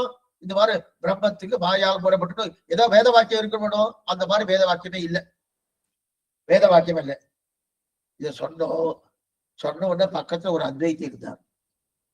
அந்த அத்வைத்தி என்ன கேட்டார், வாஸ்தவம் தான், நீங்க என்ன சொன்னேன், அத்வைதாச்சாரி சொன்ன அந்த மாயால் மூடப்பட்டிருக்கணும் வாக்கியம் இல்லைன்னு சொன்னேன். சரி, நீங்க சொன்ன சரீராத்மா பாவத்துக்கு மாத்திரம் வாக்கியம் இருக்கா? சரீராத்மா பாவத்துக்கு மாத்திரம் வாக்கியம் இருக்கா? நீங்க சரீராத்மா பாவம் என்ன சொன்னேன்? சரீராத்மா பாவத்துல என்ன சொன்னேன்? பகவானுக்கு இதெல்லாம் சரீரமா இருக்கு, அதனால சித்தம் உண்டு அச்சித்தம் உண்டு ஈஸ்வரனம் உண்டு சொன்னேன். அதுக்கு வாக்கியம் இருக்கான்னா இருக்கு. அதுக்கு வாக்கியம் இருக்கே. எஸ்ய ஆத்மா சரீரம் எம் அதாவது அந்தர்யாமி பிராமணம். எஸ்ய ஆத்ம சரீரம் எம் ஆத்மான வேத. எஸ் பிருத்திவி சரீரம் எம் பிருத்திவீன வேத அப்படின்னு வாக்கியம் இருக்கு. அந்த வாக்கியம் தான் கை கொடுத்தது யாருக்கு? சுவாமி எம்பெருமானாருக்கு. அதற்கு முன்னாடியே உடல் மிசை உயிரென கரந்தங்கம் பரந்துளன் சுடர்மிகு சுருதியில் இவையுண்ட சுரனே. ஆழ்வார் பாட்டு நல்ல தெளிவாக நடந்தது. அப்ப உடல் மீசை வீராக அப்படின்னு தெரியறது இல்லையா? ஆக மாயையால் பிரம்மம் திரோதான பண்ணப்பட்டது என்பதற்கு வாக்கியமே இல்லை. மாயையால் பிரம்மம் திரோதான பண்ணப்பட்டது என்பதற்கு வாக்கியமே இல்லை. அது மட்டும் இல்ல, மேலும் சுவாமி சொல்றார். ஆனா நாம சொன்ன சரீராத்மா பாவத்துக்கு வாக்கியம் இருக்கு. வாக்கியம் இல்லாம இல்ல, சரீராத்மா பாவத்துக்கு வாக்கியம் இருக்கு. இது மாயால் திரோதனம் பண்ணப்பட்டது, அதுக்கு வாக்கியம் இருக்கா? வாக்கியமே இல்லை. மேலும் சுவாமி சொல்றார், அப்ப பிரம்மத்தின் காரியம் சத்தியம். அப்ப பிரம்மம் அத்தனையும் படைக்கிறது, படைத்து அதில் புகுகிறது. ததேவானு பிராவிசது ததனு பிரவிச்ச சச்சா நிறுத்தஞ்சா நிறுத்தஞ்சா நிலையனஞ்சா நிலையனஞ்சா விஜயானஞ்சா விஜயானஞ்சான்னு இதுல புகுறதோ. அப்ப இதெல்லாம் அத்தனையும் படைக்கிறது. தத் திருஷ்டா ததேவானு பிராவிசது. அப்ப அதை படைக்கிறார், படைத்து அதனுள் நுழைகிறார். ததனு பிரவிச்ச அதற்குள் நுழைந்து சச்சத்யச்சா பவத்து சத்து என்று சொல்லப்படுகிற ஆத்மாவும் யட்சி என்று சொல்லப்படுகிற அச்சித்தான இதுவும் அவனுக்கு சத்தியம் ஞானம் அனந்தம் பிரம்ம அவனுக்கு சரீரமாக இருக்கு அப்படின்னு சொல்லியிருக்க வாக்கியமே. இதுதான் இதெல்லாம் சொல்லிட்டு பிரம்மத்தின் காரியம் அத்தனையும் பொய்ன்னு சொன்னா பொருந்துமா? இதெல்லாம் சொல்லியிருக்கு. சச்சத்யச்சா பவத்து ததேவானு பிராவிசது ததனு பிரவிச்ச சச்சத்யச்சா பவத்து இதெல்லாம் சொல்லிட்டு அதுல புகுறது, பிரம்மம் படைக்கிறது, படைச்சு அதுல புகுறது, புகுந்து அதுக்குள்ள நுழைந்து அது கூட இது சத்து என்று சொல்லக்கூடிய ஆத்மாவும் யட்ச என்று சொல்லக்கூடிய அச்சித்தாகவும் இருக்கிறார். அவர்தான் சத்தியம் ஞானம் அனந்த பிரம்மா. இது இத்தனை சொல்லிட்டு அந்த பிரம்மத்துக்கு காரியம் அத்தனை பொய் அப்படின்னு சொன்னா பொருத்தம். அதுக்கு சொல்லவே வேண்டாமே சுவாமி, பொருத்தலையே. அதனால்தான் பிரம்ம காரியமா இருக்கும் அத்தனையும் உண்மையே. பிரம்ம காரியமா இருக்கக்கூடிய அத்தனையும் உண்மையே. அவித்தையால் சம்சரிக்கிறது. ஜீவனும் பிரம்மமும் ஒண்ணு கிடையாது. அச்சேதன் பிரம்மமும் ஒண்ணு அப்படின்னு சொன்னா என்ன ஆகுதுமா? ஜீவாத்மாவும் பிரம்மமும் ஒண்ணு, அச்சேதனும் பிரம்மமும் ஒண்ணு சொல்லியாச்சுன்னா அப்ப இவைகளுடைய குற்றங்கள் எல்லாம் பிரம்மத்துக்கு வந்து சேரும். நமக்கு குற்றம் இருக்கா சுவாமி? நம்ம இருக்க ஆத்மா குற்றம் இருக்க, சுபாவத்தாலே குற்றம் ஏற்படுறத நேற்றுக்கு நம்ம பார்த்தோம். சொரூபத்தால ஆத்மாவை எந்த குற்றம் இல்லை. எடுத்துக்கொண்ட சரீர சுபாவம் இருக்கணும், அந்த சுபாவத்தால குற்றம் இருக்கணும், அந்த குற்றம் பிரம்மத்தை சேரும். ஒன்றும் சொல்லியாச்சு, சொரூபத்தால ஒன்றும் சொல்லியாச்சுன்னா பாருங்க. நாம எப்படி சொல்றோம்? சரீராத்மா பாவம் சொல்றோம். பிரம்மத்துக்கு இந்த சரீரம் சரீரமா இருக்கு, இந்த ஆத்மா சரீரமா இருக்குன்றோம். ஆனா அவன் என்ன சொல்றான்? இந்த ஆத்மா எப்படி இருக்குன்னா பிரம்மமே சொரூபத்தால ஒண்ணுன்றான். அத நம்ம சொரூபத்தால ஒண்ணும் சொல்லியாச்சுன்னா தோஷம் வந்துடும். நம் தோஷம்னா பரமாத்மாவுக்கு ஏறும். சரி சுவாமி, சொரூபத்தால ஒண்ணு இல்லை, ஆனா பிரம்மத்துக்கு சரீரமா இருக்கன்னா சரீரத்தில் இருக்க தோஷம் எல்லாம் ஆத்மாவுக்கு வராது. இதை நம்மளே பார்த்துக்கவே. நம் சரீரத்துக்கு இருக்க தோஷம் ஆத்மாவுக்கு வருதா? வெளியில பண்ண வாசல்ல பண்ண சேர்த்த வாரி அடிச்சா உடனே ஆத்மா வளப்பறமான இல்லையே. சரீரத்துக்கு இருக்க தோஷம் ஆத்மாவுக்கு வருது கிடையாது. ஆனா இந்த சரீரமும் ஆத்மாவும் ஒன்றுன்னு வச்சுக்கோ, கிடையாது. அப்ப ஒன்றுன்னு வந்துருத்துன்னு வச்சுக்கோ. அப்ப என்ன ஆகும்? அந்த தோஷம் இதுல ஆத்மாவுக்கு போறதோ அதைதாங்க தெரிவிக்கிறாரு. அதனால நீ ஒன்றுன்னு சொல்லாது. ஒன்றும் சொல்லியாச்சுன்னா அச்சேதனத்துக்கு இருக்கக்கூடிய தோஷமும் பிரம்மத்துக்கு ஏறுறது, சேதனத்துக்கு இருக்க தோஷமும் பிரம்மத்துக்கு ஏறுது. அதனால மேலும் சேதனுக்கு இருக்குது சுவாபாவிக விகாரம் வந்துடும் மேலும் பிரம்மத்துக்கு மாயை என்றிலே அந்த மாயையை யார் போக்குவார்? பிரம்மத்துக்கு மாயைன்னு சொன்னேன், அந்த மாயை யார் போக்குவார்? பிரம்மத்துக்கு அவித்தை போகணும்.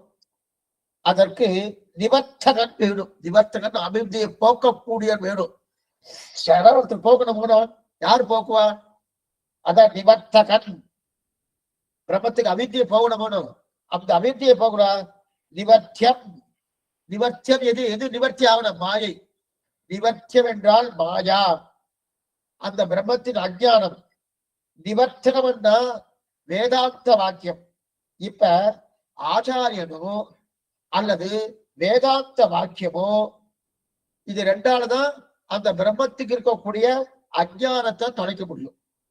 ஒன்று ஆச்சாரம் தொலைக்கணும், இல்ல வேதாந்த வாக்கியம் தொலைக்கணும். இதை வச்சுதான் போகணும். இது எது அஜ்ஞானத்தை போக்குமோ அந்த அஜ்ஞானத்தை எது போக்குறதோ அதுதான் நிவர்த்தகம். ஆக நிவர்த்தகன் நிவர்த்தியம். நிவர்த்தித்த மாயா, அதான் அஜ்ஞானம். நிவர்த்தகம் எது எது அஜ்ஞானத்தை போக்குறதோ அதான் நிவர்த்தகம். சரி, இப்ப இப்ப என்ன ஆகுதுன்னா, அப்படி இருக்க செய்து யாரோ ஒருத்தர் நிவர்த்தகராக இருக்க போகிறார். யாரோ ஒருத்தர் இருக்க போறார். முதல் இதுவே தப்பு. யாரோ ஒருத்தர் நிவர்த்தகராக இருக்க இதுவே தப்பு. ஏன்னா பிரம்மம் என்பது சத்தியம்னு ஒன்று ஒத்துக்கொண்டு நிவர்த்தியம் என்று ஒன்று சொல்கிறாயே, அது எது? நிவர்த்தியம் என்ன? மாயை. சொல்ற நிவர்த்தியம். நிவர்த்தியம் என்பது பிரம்மமா அல்லது நிவர்த்தியம் என்பது மாயையா? நிவர்த்தியம் என்னது? மாயைன்னு சொல்ல போனோம். நிவர்த்தியம் என்பது பிரம்மமா அல்லது நிவர்த்தியம் என்பது மாயா? நிவர்த்தியம் பிரம்மமே என்று சொல்லிட்டேனா அப்ப காலட்சேபம் முடிஞ்சதுக்கு அப்புறம் பிரம்மமே இருக்க, பிரம்மமே இல்லைன்னு ஆயிடும். ஏன் சுவாமி? பிரம்மம் போயிடுமே. நிவர்த்தியம் என்னது? மாயை. மாயையும் பிரம்மமும் ஒண்ணு அப்படின்னு வந்துருத்தோம்னா காலேஜ் முடிஞ்ச உடனே, இந்த உபதேசம் முடிஞ்ச உடனே பிரம்மம் போயிடும். ஏன்னா அவனுக்கு ஞானம் வந்துட்டேன். ஞானம் வந்தோடனே அந்த மாயை போயிட்ட போயிடும். மாயையோடு சேர்ந்து பிரம்மம் போயிடும். பிரம்மம் போயிடலாம் ஆயிடும். பிரம்மம் அப்ப போக்கடிப்பது பிரம்மம் என்று ஆகிட்டா காலட்சேபம் முடிக்கும் போது பிரம்மம் இல்லைன்னு ஆயிடும். அப்ப பிரம்மம் உண்டுதான் சாஸ்திரமே சொல்றது. பிரம்மம் உண்டுதான் சாஸ்திரமே சொல்றது. அப்ப நிவர்த்தியம். சரி சுவாமி, அந்த மாயா பொய். நிவர்த்தியம் பொய்ன்னு சொல்லிட்டா பிரம்மம் மட்டும் உண்மையாகும் ராஷ்டிரம். அப்ப மாயை பொய்யாகும். இப்ப பொய்யானதை போக்கணும். நல்லா பாருங்க, பொய்யானதை போக்கணும். அப்ப பொய்யானதை போக்கணும். பொய்யானதை போக்குவது என்பது உலக வழக்கத்திலே கிடையாது.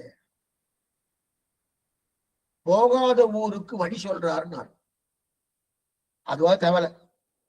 போகாத ஊருன்னா அந்த ஊர் இருக்கு, ஆனா அங்க போகலைன்னு அர்த்தம்.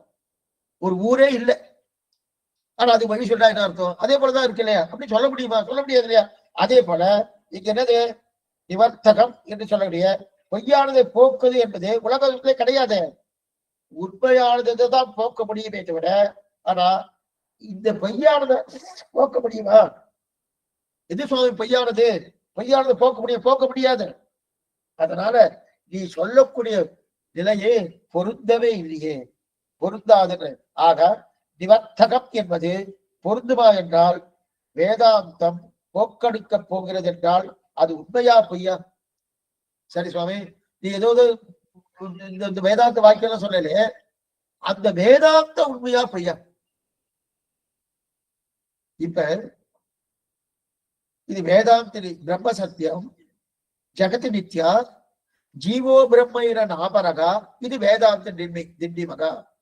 பிரம்மம் மட்டுமே சத்தியம், மற்ற அத்தனை மித்யா என்று வேதாந்தம் கூறுகிறது அப்படின்னு சொல்லிட்டார். இதான் அவருடைய பாலிசி, அவருடைய கொள்கை, அத்வைதாச்சார கொள்கை. சரி, பிரம்மம் மட்டுமே சத்தியம், மற்ற அத்தனை மித்யா பொய் சொல்லிட்டாரு என்று இது சொல்லி வேதாந்தம் சொல்றதுன்னு நினைக்கிறேன். இப்ப பிரம்மம் மட்டுமே சத்தியம் இல்லையா? அப்ப வேதாந்த சத்தியமா அபத்தமா? சத்தியம் இல்லையே சுவாமி, அது சத்தியமா தான் இருக்கணும். இல்ல சத்தியமா இருந்ததுன்னா வேதாந்த மாதிரி சொல்லி இருக்கணும். அது சத்தியமா ஆயிடுத்தனா ரெண்டாவது தத்துவம் வந்துடுறது. பிரம்மம் ஒரு தத்துவம், ரெண்டாவது தத்துவம் வேதாந்தம், வேதம். அப்ப ரெண்டு தத்துவம் வந்துட்டா அத்வைத்தம் அடிபட்டு போயிடும், அது அடிபட்டு போயிடும். அப்ப அத்வைத்தமே போயிடும். அப்ப வேதாந்தம் இது வேதாந்த நிட்டிமகான்னா அப்ப வேதாந்தத்துடைய வாக்கியமே பொய்யாதான் இருக்கணும். இது பொய்யா இருந்தா தான் அது மட்டும்தான் உண்மையா இருக்கணும். அப்ப பொய்யான ஒரு வேதாந்தம் மெய்யான பிரம்மத்தை ஸ்தாபிக்குமா? ஏன்னா பிரம்மம் உண்மை, அது மட்டுமே சத்தியம். பிரம்மம் மட்டுமே சத்தியம்னு வந்துட்டா அதை ஸ்தாபிப்பதற்கு இப்ப ஒண்ணு வேண்டாம், ஒருத்தர் தனிய வரணும். சுவாமி தனியாராதனை 500 பேர் ஸ்ரீ வைஷ்ணவெல்லாம் வரா, ஆழ்வார் திருநட்சத்திரம் நடந்துட்டு இருக்கு, 10 நாள் உற்சவங்கள் நடந்துட்டு இருக்கு, தனியார் நடந்து 500 பேர் ஸ்ரீ வைஷ்ணவா வரா, தனியாராதனை பண்ண சுவாமி. சரி, தனி சுவாமி கூட்டு போனேன். ஒருத்தர் சர்வ கூட்டுதான், சுவாமி பொய்யான தனிய சுவாமி கூட்டு வந்திருக்கேன், 500 பேர் தனியாராதனை பண்ணிடுறேன் அப்படின்னாரு. நம்பவே இல்லைங்க. அந்த தனியாராதனை பண்ணக்கூடிய அந்த தனிக சுவாமி பொய், அவர் உண்மை இல்லை. அவன் பொய்னா அவர் இல்லவே இல்லைன்னு அர்த்தம். இல்லாத ஒரு தனி சுவாமி வைத்துக் கொண்டு 500 பேருக்கு நான் தனியாராதனை பண்றேன்னா நடக்கிற காரியமா அது? அதே போல வேதாந்த வாக்கியமே பொய், பொய்யான வேதாந்த அடியே சொல்றது பொய்ன்னு சொல்ல, இது அத்வைத சம்பிரதாய பிரகாரம் பொய்ன்னு வைத்துட்டாதான் பிரம்மம் உண்மைன்னு சொன்னாதான் பிரம்மத்தை சாதிக்க முடியும். சரி, அப்ப பிரம்மம் உண்மை அது பிரம்மத்தை ஸ்தாபிப்பது ஏதாவது ஒன்று இருக்கணும். எப்பவுமே எந்த ஒரு வஸ்துவை ஸ்தாபிக்கிறோம் இன்னொரு வஸ்து இருந்தே ஆகணும், இன்னொரு வஸ்து இருந்தே ஆகணும். இல்லாம எதையுமே ஸ்தாபிக்கவே முடியாது.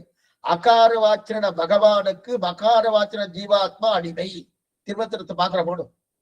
இதுல அகார உகார மகாரங்கள் தான் நம்ம கிடைக்கிறது. இதுல பிரணவத்துல ஆ பகவான், மா ஜீவாத்மா, பகவான் ஜீவாத்மா, பகவான் ஜீவாத்மா ரெண்டு சேரணமே. சேரணம்னா எப்படி சேரும்? அதுக்கு லுப்த சதுர்த்தி 4வது வேற்றுமை வந்துடும். இப்ப ஏதோ ஒரு வஸ்து வந்தாதான் அது சேர முடியும், அப்பதான் நம்ம அதை ஸ்தாபிக்க முடியும். அப்ப ஏதோ ஒரு வஸ்து வந்தாலும் 2வது வஸ்து வந்தாலே வம்பு அத்வைத சம்பிரதாயத்துல. அப்ப எப்படிதான் ஸ்தாபிப்பேன்? ஸ்தாபிக்கவே முடியாது. பிரம்மம் ஒண்ணு இருக்கு, பிரம்மத்தோடு இன்னொரு வஸ்துவை ஒத்துக்கிட்டான்னு வச்சுக்க இவ்வளவு சிரமமே இருக்காது. இன்னொரு வஸ்துவை ஒத்துக்காம அது மட்டும்தான் உண்டு, வேற வஸ்துவே கிடையாதுன்னா எப்படி சுவாமி ஸ்தாபிப்பேன்? என்னமா ஸ்தாபிப்பேன்? சரி, இன்னொன்னு சொல்றேன், இன்னும் கொஞ்சம் உள்ளவே போறேன். இதுதான் வேதாந்த வாக்கியம் சொல்றதுன்னு சொல்றாரு இல்லையா? சொல்லக்கூடியவர் ஆதிசங்கரர். அவர் உண்மையா போய் சுவாமி அதிவேற இருக்கா? ஏன்னா அவா சம்பிரதாயம் பிரகாரம் பிரம்மம் மட்டுமே சத்தியம், மற்றதும் கிடையாது. அப்ப அவரே பிரம்மமா? அவரே பிரம்மமா இருந்ததுன்னா அப்ப இந்த பிரபஞ்சமே இருக்கப்படாது. அப்ப அவர் பிரம்மம் இல்லைன்னா அப்ப அவரு தனி, பிரம்மம் தனின்னு வந்துருச்சு. இப்ப அவரு உண்மையா பொய்யா? இத்தனை விசாரங்கள் இது பொருந்தாது. அதானே, எத்தனை வேணா போயிட்டே இருக்கலாம், எத்தனை வேணா போயிட்டே இருக்கலாம், இது பொருந்தாது அப்படின்னு. ஆகா உண்மை பொய், ஆகா பொய் என்று சொன்னால் பிரம்மத்துக்கு அஞ்ஞானம் போகாது. யார் வந்தாலும் அஞ்ஞானத்தை போக்குமோ அந்த சுவாமி பொய் என்றால் அஞ்ஞானத்தை எப்படி போக்குவா? அதான் நீங்க சொன்னேன், அஞ்ஞானத்தை எப்படி போக்குவா? ஆகா நிவர்த்தியம் நிவர்த்தகம் ரெண்டுமே பொருந்தவில்லை. எப்படி நிவர்த்தி ஏற்படும்? ஆக போக்குதல் என்பது நடக்காது. பிரம்மத்துக்கு அஞ்ஞானம் எப்படி போகும்? நடக்காது, போகவே போகாது. போகவே போகாதுன்னா மாயையால் மூடிட்டே இருக்கும் பிரம்மம். மாயால் மூடிட்டே இருப்பேன் இருக்கட்டுமேன்னா அவ எப்பவுமே சம்சாரம் தான் இருக்கும், எப்பவுமே சம்சாரமா இருக்கும். அப்ப பிரம்ம மோட்சத்துக்கு போகாது, பிரம்ம மோட்சத்துக்கு போகாது. சரி சுவாமி, சம்சாரம் இருக்கட்டும், நாங்களும் அதுதானே சொல்லிட்டு இருக்கோம். சம்சாரம் எப்போது உண்டுன்னு நாங்களும் அதுதானே சொல்லிட்டு இருக்கோம். நீ சுத்தி வளைச்சு சொல்லிட்டு இருக்க சம்சாரம் உண்டுன்னு, ஆனா மோட்சம் இருக்கா? இல்லையே. மோட்சம் இருக்கானா? இல்லையே. அதனால மாயையை போகலைன்னாலே எப்போது சம்சாரம், சம்சாரம் நித்தியம் என்று விசிட்டாத்வைதிகள் சொல்லிட்டு இருக்காளே, சொல்லிட்டு இருக்காளே. இப்ப நீ சொல்ல வேண்டிய அவசியமே இல்லையே, சொல்லிட்டு இருக்கா இல்லையா? ஆக எப்படி பார்த்தாலும் உடைய மதம் பொருந்தாது, பொருந்தாது. பொருந்த இது கொஞ்சம் நல்லா நிதானமா கேட்கணும். அதை ரொம்ப சுருக்கமா சொல்லியிருக்கேன், ரொம்ப நிதானமா கேட்கணும். ஆனா இதுக்குன்னு தனி கிரந்தங்கள்லாம் இருக்கு. இதுல இவர் அடி, இதுல அடி இன்னும் கொஞ்சம் அடியை விவரிச்சுதான் சொல்லியிருக்கேன். ஏன்னா அவர் இன்னும் சுருக்கமா தான் எடுத்திருக்காரு. அந்த மாதிரி சுருக்கமா போயாச்சுன்னா இன்னும் சரியா புரியாம போயிடுவதுன்னு மறுபடியும் ஒரே 2-3 வரியில சொல்லிடுறேன். பிரம்ம சத்தியம், மற்றதெல்லாம் மித்யா, அத்தனை போய். அதுக்கு வாக்கியம் இந்த மாதிரி மாயையால அது அஞ்ஞானம் மூடிட்டு இருக்கு. அது ஏன் சுவாமி பிரம்ம சத்தியம், அது ஏன் மோட்சத்துக்கு போறேன்னா அதுக்கே ஒரு அஞ்ஞானம். ஏன்னா அஞ்ஞானம், அஞ்ஞானத்தெல்லாம் பிரமிச்சு இதெல்லாம் பிரபஞ்சம் இருக்குன்னு பிரம்மன் நினைச்சிட்டு இருக்கு. அதனால பிரபஞ்சம் எல்லாம் தெரியுது. இப்ப அது எப்ப தொலையும்னா வேதாந்த வாக்கியம் ஒண்ணு இருக்கு. அந்த வாக்கியத்துல காதல பட்ட உடனே ஓ நான் மட்டும்தான் உண்மை, மற்றதெல்லாம் போயிடு பட்ட உடனே எல்லாமே போயிடும். சரி வாஸ்தவம். இப்ப அந்த வாக்கியம் உண்மையா இருக்கணுமோ? உண்மையா இருந்ததான் அந்த வாக்கியம் காதல பட்ட உடனே போகும். அந்த வாக்கியம் உண்மைன்னு வந்துருச்சு வச்சுக்க, அப்ப பிரம்மம் பொய்யா இருக்கும். ஏன்னா அவன் பண்ணணும். பிரம்மம் பொய்யாகிறதுக்காக இவ்வளவு சிரமப்பட்டு இருக்கா இல்லையே. அப்ப பிரம்ம உண்மையாகணும். பிரம்ம உண்மை வந்துருச்சுன்னா அந்த வாக்கியம் போயிடும். பொய்யான வாக்கியத்தால மெய்யான ஒரு பிரம்மத்துக்கு மோட்சம் கிடைக்குமா? இதுதான் சித்தாந்தம். இதுதான் தெரிஞ்சுட்டார். இன்னும் நிறைய விஷயங்கள் இருக்கு. 1-2 இல்ல, நிறைய இருக்கு.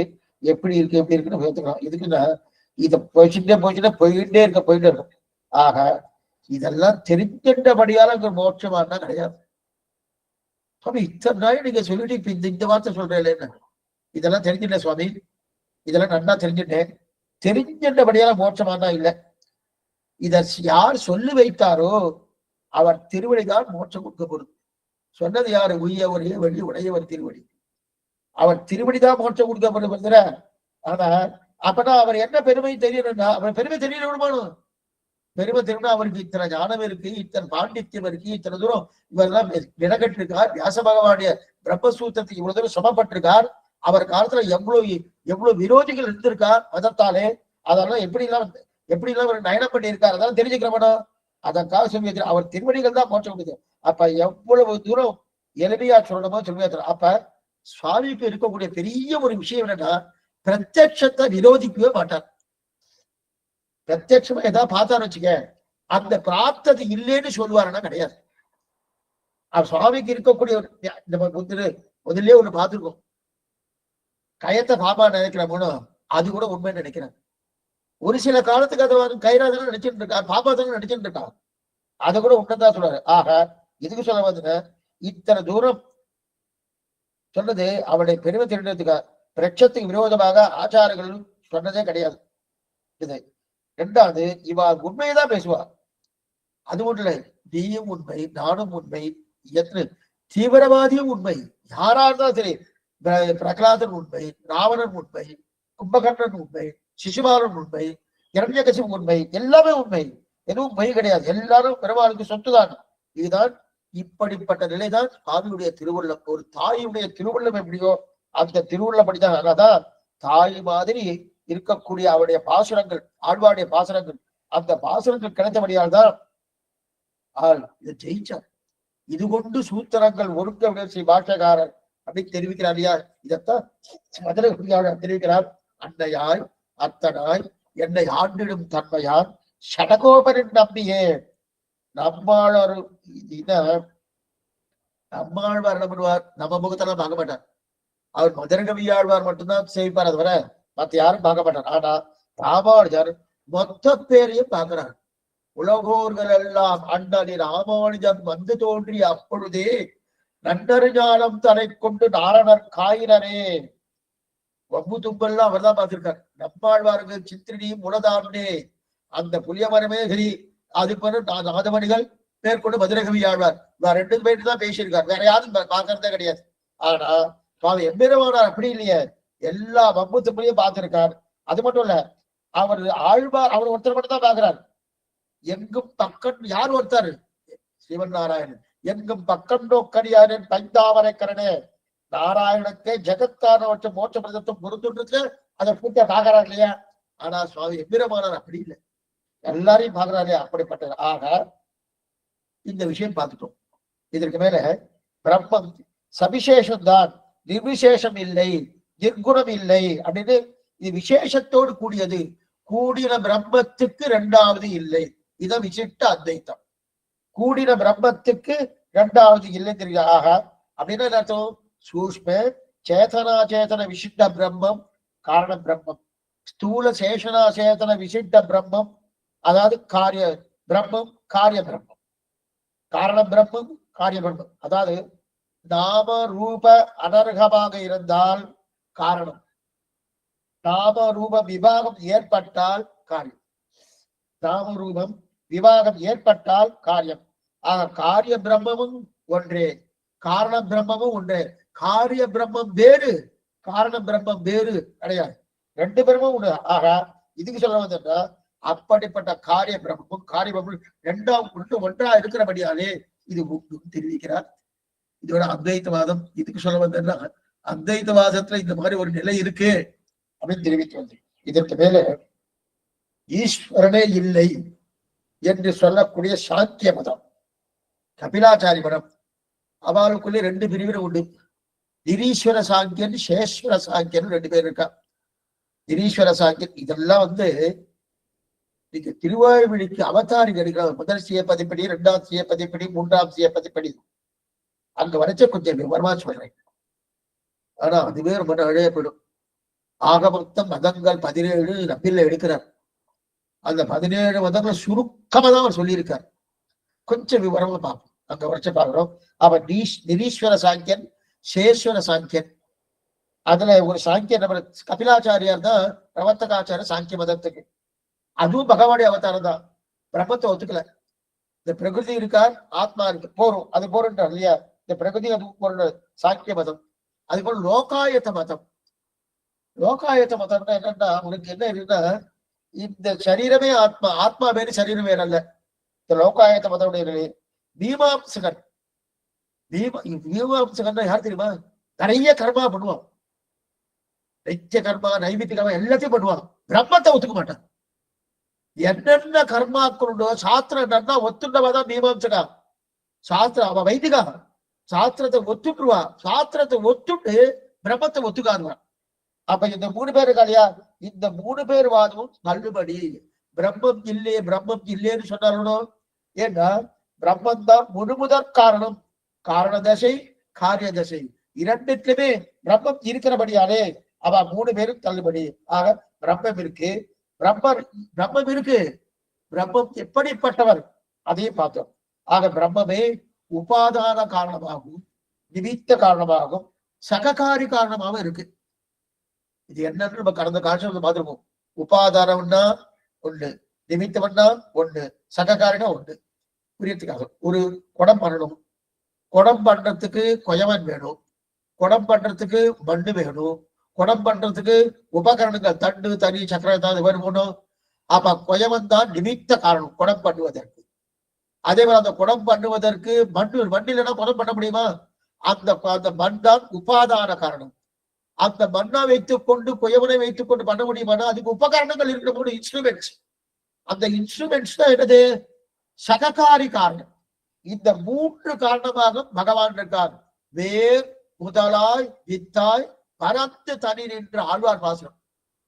ரொம்ப கஷ்டப்பட்டு சாஸ்திரம் சொல்றது, ஆழ்வார் சுலபமா முடிச்சுட்டார். வேர் முதலாய் வித்தாய் வேர் முதல் வித்து 3 ஒரே அர்த்தம் தான்.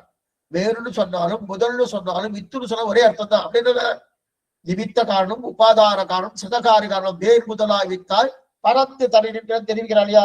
ஆக இந்த 3 பேர். ஆனா சில மதங்கள் என்ன பண்றதுன்னா, நிமித்த காரணம் மட்டுமே பகவான் இருக்கா அப்படின்னு சில மதங்கள் சொல்றது.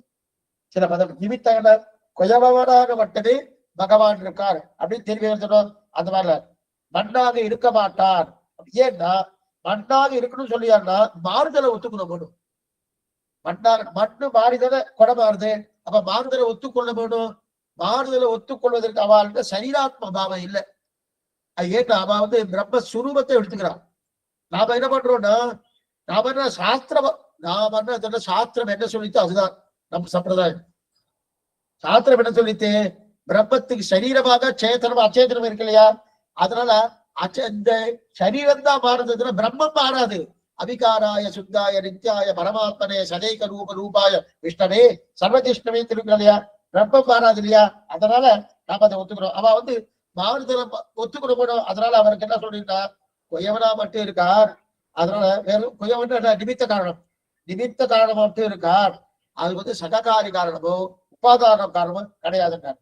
ஆனால் அந்த மதத்தவர்கள சொல்ல முடியல. அதனால சுவாமி சொல்றார் சரீராத்ம பாவத்தை வைத்துக் கொண்டு சொன்னார். அதுக்கு மேல யோக மதம் என்ன, பாசுபத மதம் என்ன, நையாயிக மதம் என்ன, இவெல்லாம் என்ன சொல்ற பிரதானம் ஜெகத்காரணம் எடுக்கிறான். பிரதானம் ஜெகத்காரணம் அப்படின்னா இன்னைக்கு பிரதான அணு, ஒவ்வொரு அணு இதுக்கு அணுக்கள் பின்னாடி வரைக்கும் சொல்றேன், எல்லாரும் சொல்றேன்னு சொல்லியிருக்கேன். ஆனா கொஞ்சம் ரொம்ப நாழியாகும்.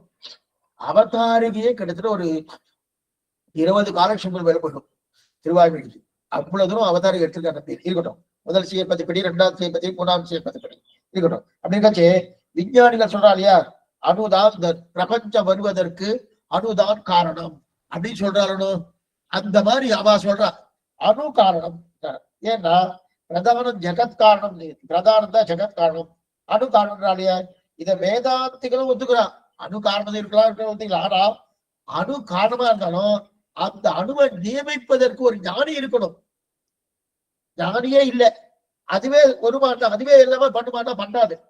பிரியத்துக்காக இப்ப இதுக்கு சில மதத்தை என்ன சொல்லுவாங்கன்னா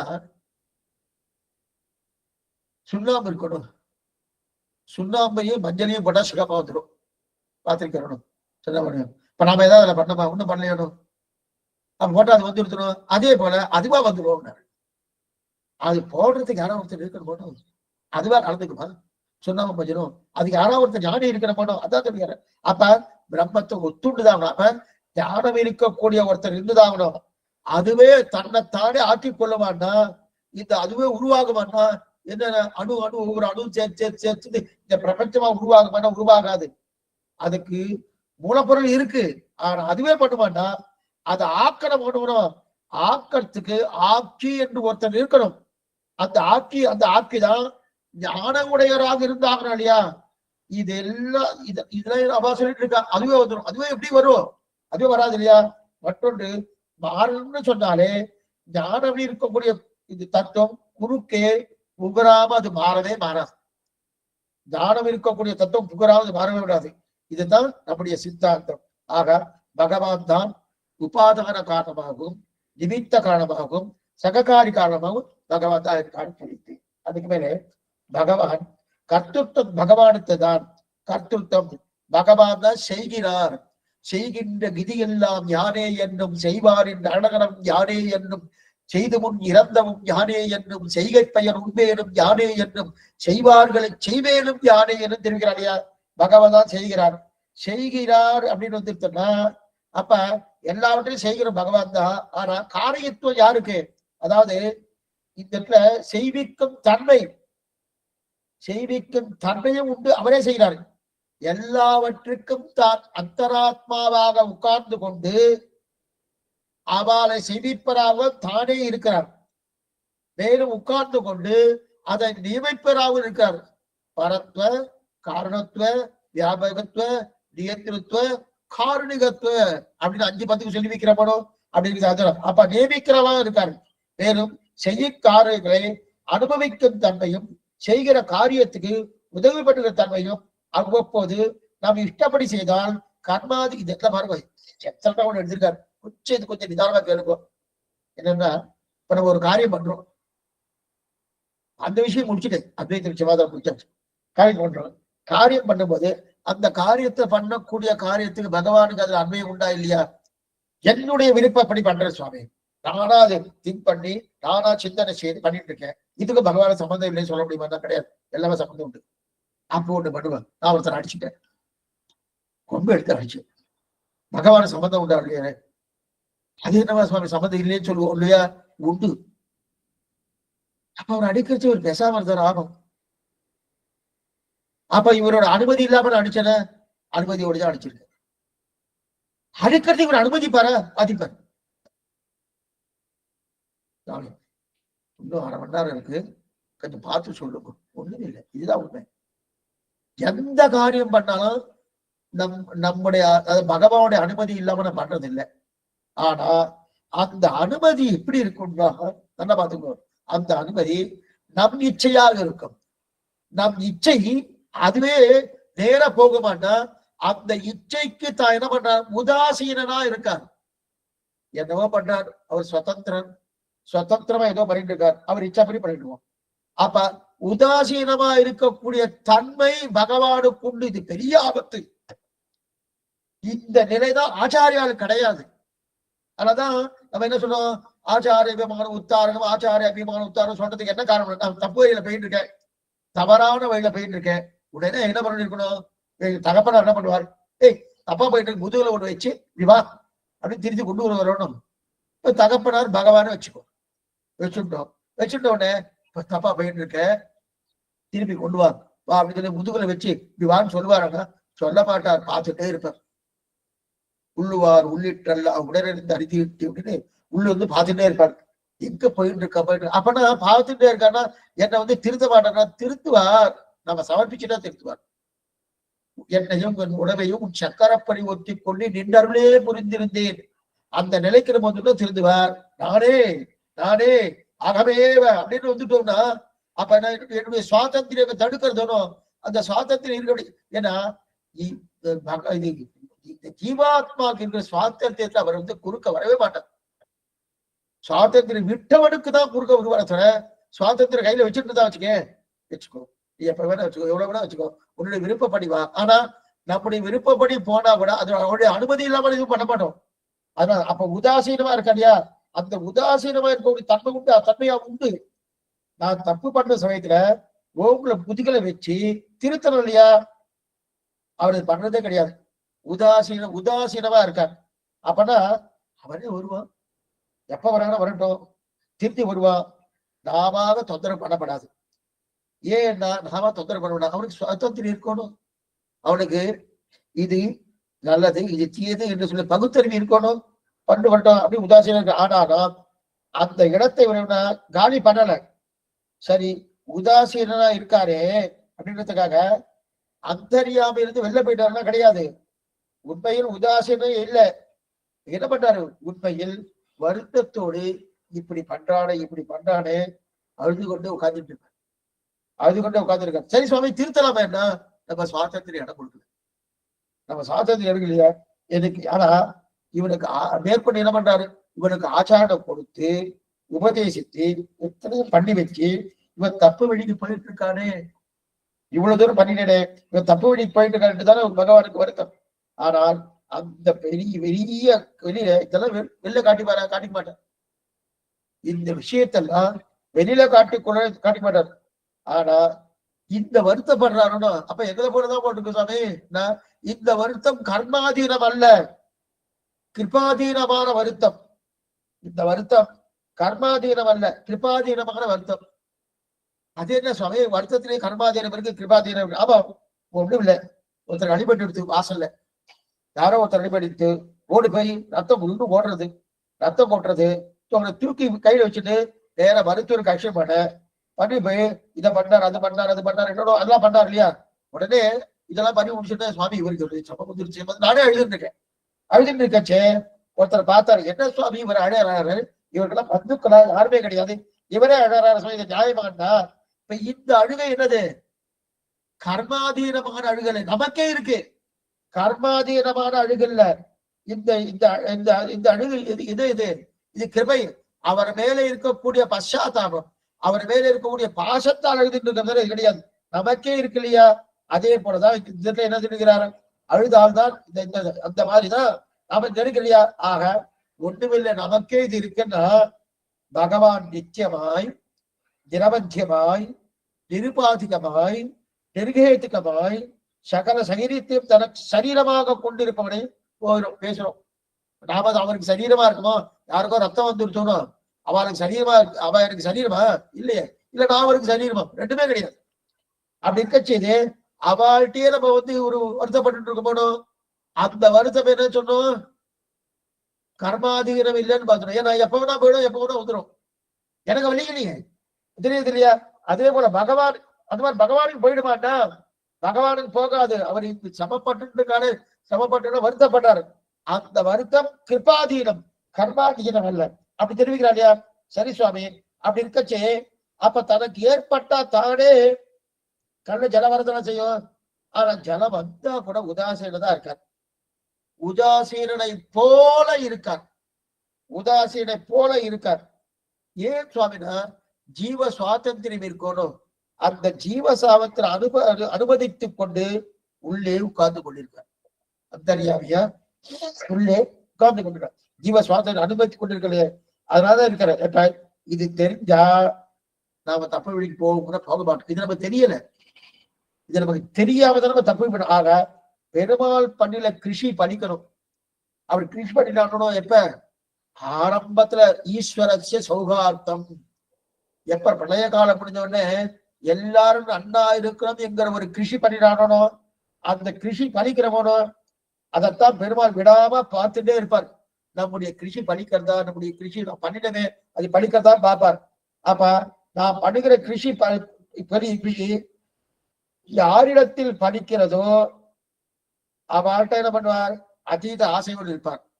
யாரிடத்தில் பலிக்கலையோ சரி பலிக்கட்டும், இன்னும் 4 ஜென்மா போன போட்டுருக்கு, பலிக்கட்டும் 4 ஜென்மா ஆகட்டும் அப்படி பார்த்துடும்.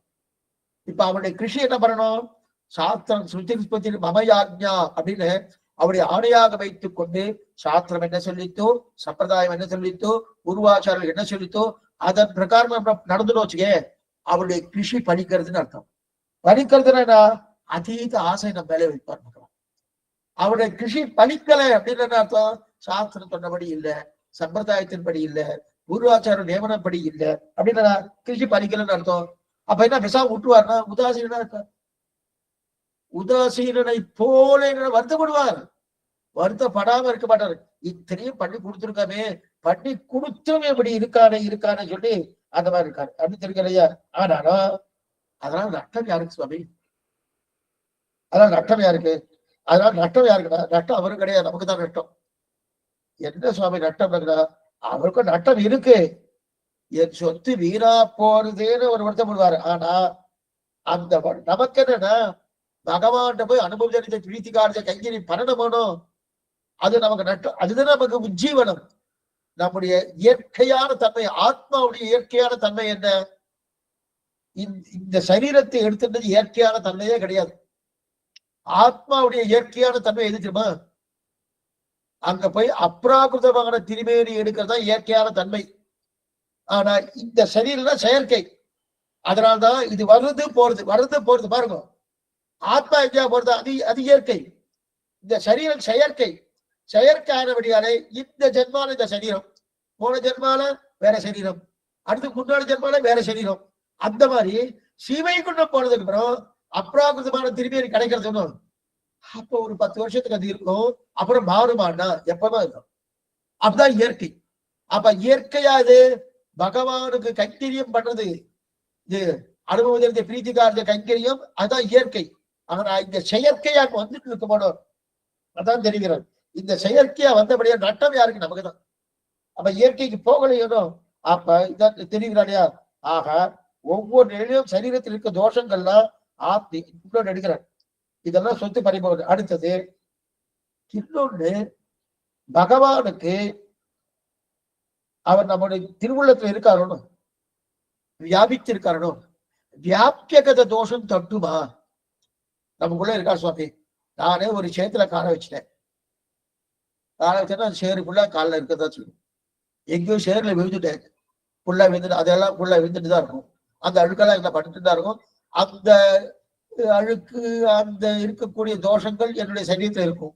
அதே போல ஏதோ ஒரு அழுக்குல இருக்கார், என்னுடைய மனசுக்குள்ளேயே அழுக்கு இருக்கு, அந்த அழுக்குல இருக்கார். அந்த தோஷங்கள்லாம் பகவானை பாதிக்கணும்னா வியாபியகத தோஷம் தட்டாது. இது எதை போற புரியத்துக்காக நம்ம சிறு வயசுல இருந்தோம். பால்யம் முதலான வெவ்வேறு நிலைகள் நம்ம சரீரத்துக்கு இருக்கும். அந்த தோஷங்கள் ஆத்மாவை தட்டுதா? தட்டாது. நான் சிறு வயசுல எப்படியோ இருந்தேன், 30 வயசுல எப்படியோ இருந்தேன், 50 வயசுல எப்படியோ இருந்தேன், இப்ப 70 வயசுல எப்படியோ இருக்கேன். இப்ப இந்த தோஷங்களை ஆத்மாவை தட்டுறதானே? தட்டவே தட்டாது. அதே போல பிரம்மத்துக்கு சரீரமாக இருக்கக்கூடிய சேதன அச்சேதன தோஷங்கள் பிரம்மத்தின் பேரில் தட்டாது. இந்த சரீரத்தின் தோஷங்கள் எப்படி இந்த ஆத்மாவுக்கு தட்டாதோ, இல்லையே சுவாமி இப்ப எனக்கு வலிக்கிறதுன்னா ஆத்மா தானே அது பாடுறது, அது என்ன சுபாவம்? எடுத்துக்கொண்ட சுபாவம். சுபாவம்னா கர்மத்தினால் ஏற்படுறது. ஆனா கர்மத்தினால் ஏற்படுறது வேற, ஆனா பகவான் அப்படி இல்லையே, கர்மாதீனமா சரீரம் இல்லையே, பகவத் சரீரம் கர்மாதீனமா இல்லையே. அதனால இந்த சேதனங்கள் அச்சேதனங்கள் இதெல்லாம் பகவானுக்கு சரீரமா இருந்தாலும் அந்த தோஷத்துக்கு பிரம்மத்தின் மேல் பட்டுமன தட்டாது. அதனால் பிரம்மம் நிர்விகாரம் என்று சொல்கிற ஸ்ருதிக்கு விரோதம் இல்லை. நிர்விகார் அவிகாராய சித்தாய நித்யாய பரமாத்மனே சதேக ரூப ரூபாய விஷ்ணவே சர்வதிஷ்ணவே. நிர்விகாரம் என்று சொல்றதுக்கு இது கிடையாது தெரிவிக்கிறார். சரி சுவாமி. அதனால தெரியுது பிரம்மன் நிர்விகாரம், விரோதம் இல்லை. உபாதானத்துவம் நிர்விகாரம் ரெண்டுமே சொல்லலாம். உபாதானத்துவம் பகவான் உபாதானமா இருக்கான், நிர்விகாரம் ரெண்டையும் சொல்லலாம். எதில் வியாபித்து இருக்கிறாரோ, எது சரீரமோ அந்த சரீரத்தின் வியாபியத்தின் தோஷங்கள் தட்டாது. அந்த எந்த சரீரத்துக்குள்ள இருந்தாலும் சரி, அது குப்பையில இருந்தாலும் சரி, பெரிய மேல் சிகரத்துல இருந்தாலும் சரி, எங்க இருந்தாலும் அந்த தோஷங்கள் தட்டுமானம் தட்டாது. மேலும் பகவானுக்கு குணங்கள் உண்டு எத்தனையோ இடத்துல சாஸ்திரம் சொல்லியிருக்கேன். எஸ் சர்வஜகா சர்வவிது, குணங்கள் உண்டுன்னு சாஸ்திரம் சொல்லியிருக்கு. எத்தனை ஒன்னா ரெண்டா? எஸ் சர்வஜகா சர்வவிது பராஸ்ய சக்திக்கு விவிதைத சூயத்தே சுவாபாவிகே ஞானபல கிரியாச்ச. ராமாயணமே ஆரம்பிக்கும் போதே வால்மீகி ஆசிரமத்துல நாரதர் வரார். அப்ப கேள்வி கேட்கிறார் வால்மீகி, கோன்மஸ்மின் சாப்பிரதம் கஸ்ய வீரியவான் குணவான் குணவான் வீரியவான் தர்ணஜ்ஞ கிருதஜ்ஞ சத்தியவாக்கிய திருடபிரதகா. லைடா அடிக்கிட்டே வரார். 16 குணங்கள், 16 குணங்கள் அடிக்கிட்டு வர்றாருயா. யார் குணமுடையவர் என்று அப்படின்னா நிர்குணம் இல்லைன்னு தெரிய சொன்னதிலே இந்த ஆரம்பமே குணத்தோடு கூடியவன் யாருதான் வால்மீகி ராமாயணமே. குணத்தோடு கூடியவன் யார் வால்மீகி ராமாயணம் தெரியாது இல்லையா? அத்தனை குணமுடையவன் ராமன் என்று சொன்னார் இல்லையா? அப்ப பிரம்மத்துக்கு குணம் இல்லைன்னு சொன்னது இந்த சுவாமி சொன்னது குணம் இல்லையா?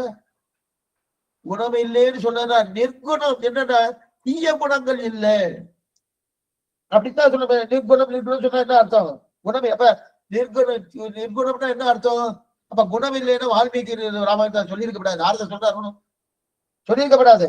அப்ப நீ நானும் ரெண்டாவது பாருங்க, பிரம்மத்துக்கு குணமே இல்லைன்னு சொல்லிட்டா நீங்களும் நானும் மோட்சத்துக்கு போக முடியாது.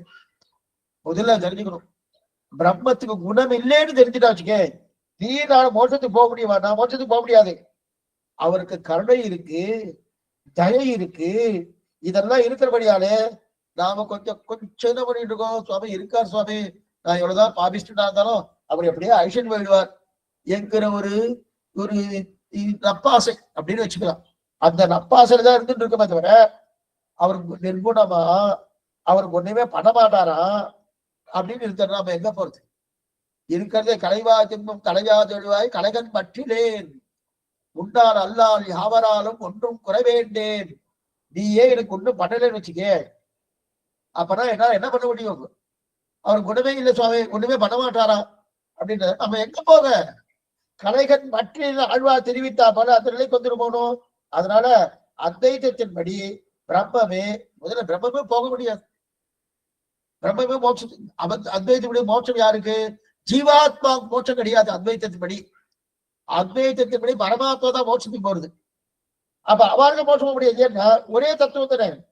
அந்த தத்துவமே தானே ஞானம் பெற்று மோட்சம் போகணும்னாலே அப்ப நான் பிரத்யட்சத்துல இருப்பதில் எல்லாத்துக்கும் விரோதமா போயிடும். அந்த தத்துவமே தானே ஞானம் பெற்று மோட்சம் போகணும்னா பிரத்யட்சத்துல இருக்க போனோம், அதெல்லாம் விரோதம். ஆக மேலும் பகவான் அனைத்துக்குள்ளும் ஆதாரமாக இருக்கிறான். அது ஆதேயமாக இருக்கான், ஆதாரமாக இருக்கான், ஆதேயமா இருக்கான். ரெண்டாவது அவர் எப்படி இருக்கார்? பிதாவா இருக்கார், பிதாவா இருக்கார், விதேயமாக இருக்கார், விதாத்தாவா இருக்கார், விதேயமாக இருக்கார். அவர் சேஷியா இருக்கார். நாம் எப்படி இருக்கோம்? நாம் சேஷபூதனாக இருக்கோம். சேஷபூதன் சேஷமாக இருக்கும். அவர் எப்படி இருக்கார்? அவர் ஆதாரமா அனைத்துக்கும் ஆதாரமா இருக்கார்.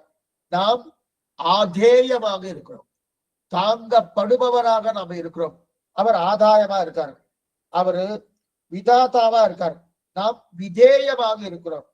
அவர் சேஷியா இருக்கார், நாம சேஷமா இருக்கும். இப்படி ஜகத்தத்திரையும் தனக்கு சரீரமாக கொண்டவர் தான் பகவான். பகவான் சரி. ஆனால் இவைகளுக்கு இருக்கும் தோஷம் ஒண்ணு கூட பகவானுக்கு கட்டாது. ஜகத்தில் இருக்கிற தோஷமோ அச்சேதனமோ சித்தோ இருக்க தோஷமோ அவர் தட்டாது. இதைத்தான் வியாபியகத தோஷம் தட்டாது. வியாபியகத தோஷம் தட்டாதுன்றாரு. ஏன் தட்டா சுவாமி? ஏன் தட்டாதுன்னா தட்டாதுன்னா அது அத்தனையும் சரீரம் பகவான் ஆத்மா. பகவான் ஆத்மா ஆனபடியாலே தட்டாது. எது போல இந்த சரீரத்தின் தோஷம் ஆத்மாவுக்கு தட்டுறதா? தட்டலையனோ அதே போல அதோட தட்டாது. வேறும் பகவான் விபுவா இருக்கார். எங்கும் வியாபித்திருக்கக்கூடிய தன் விபுவா இருக்கார். ஜீவாத்மா விபுவானா ஜீவாத்மா அணு. ஜீவாத்மா அணு. பகவான் விபுவா இருக்கார். பரமாத்மா எங்கும் நீ அந்தர்பகிச்சத சர்வம் வியாப்ச நாராயண ஸ்திதகா. எங்கும் நீக்கவர நிறைந்து இருக்கிறார்.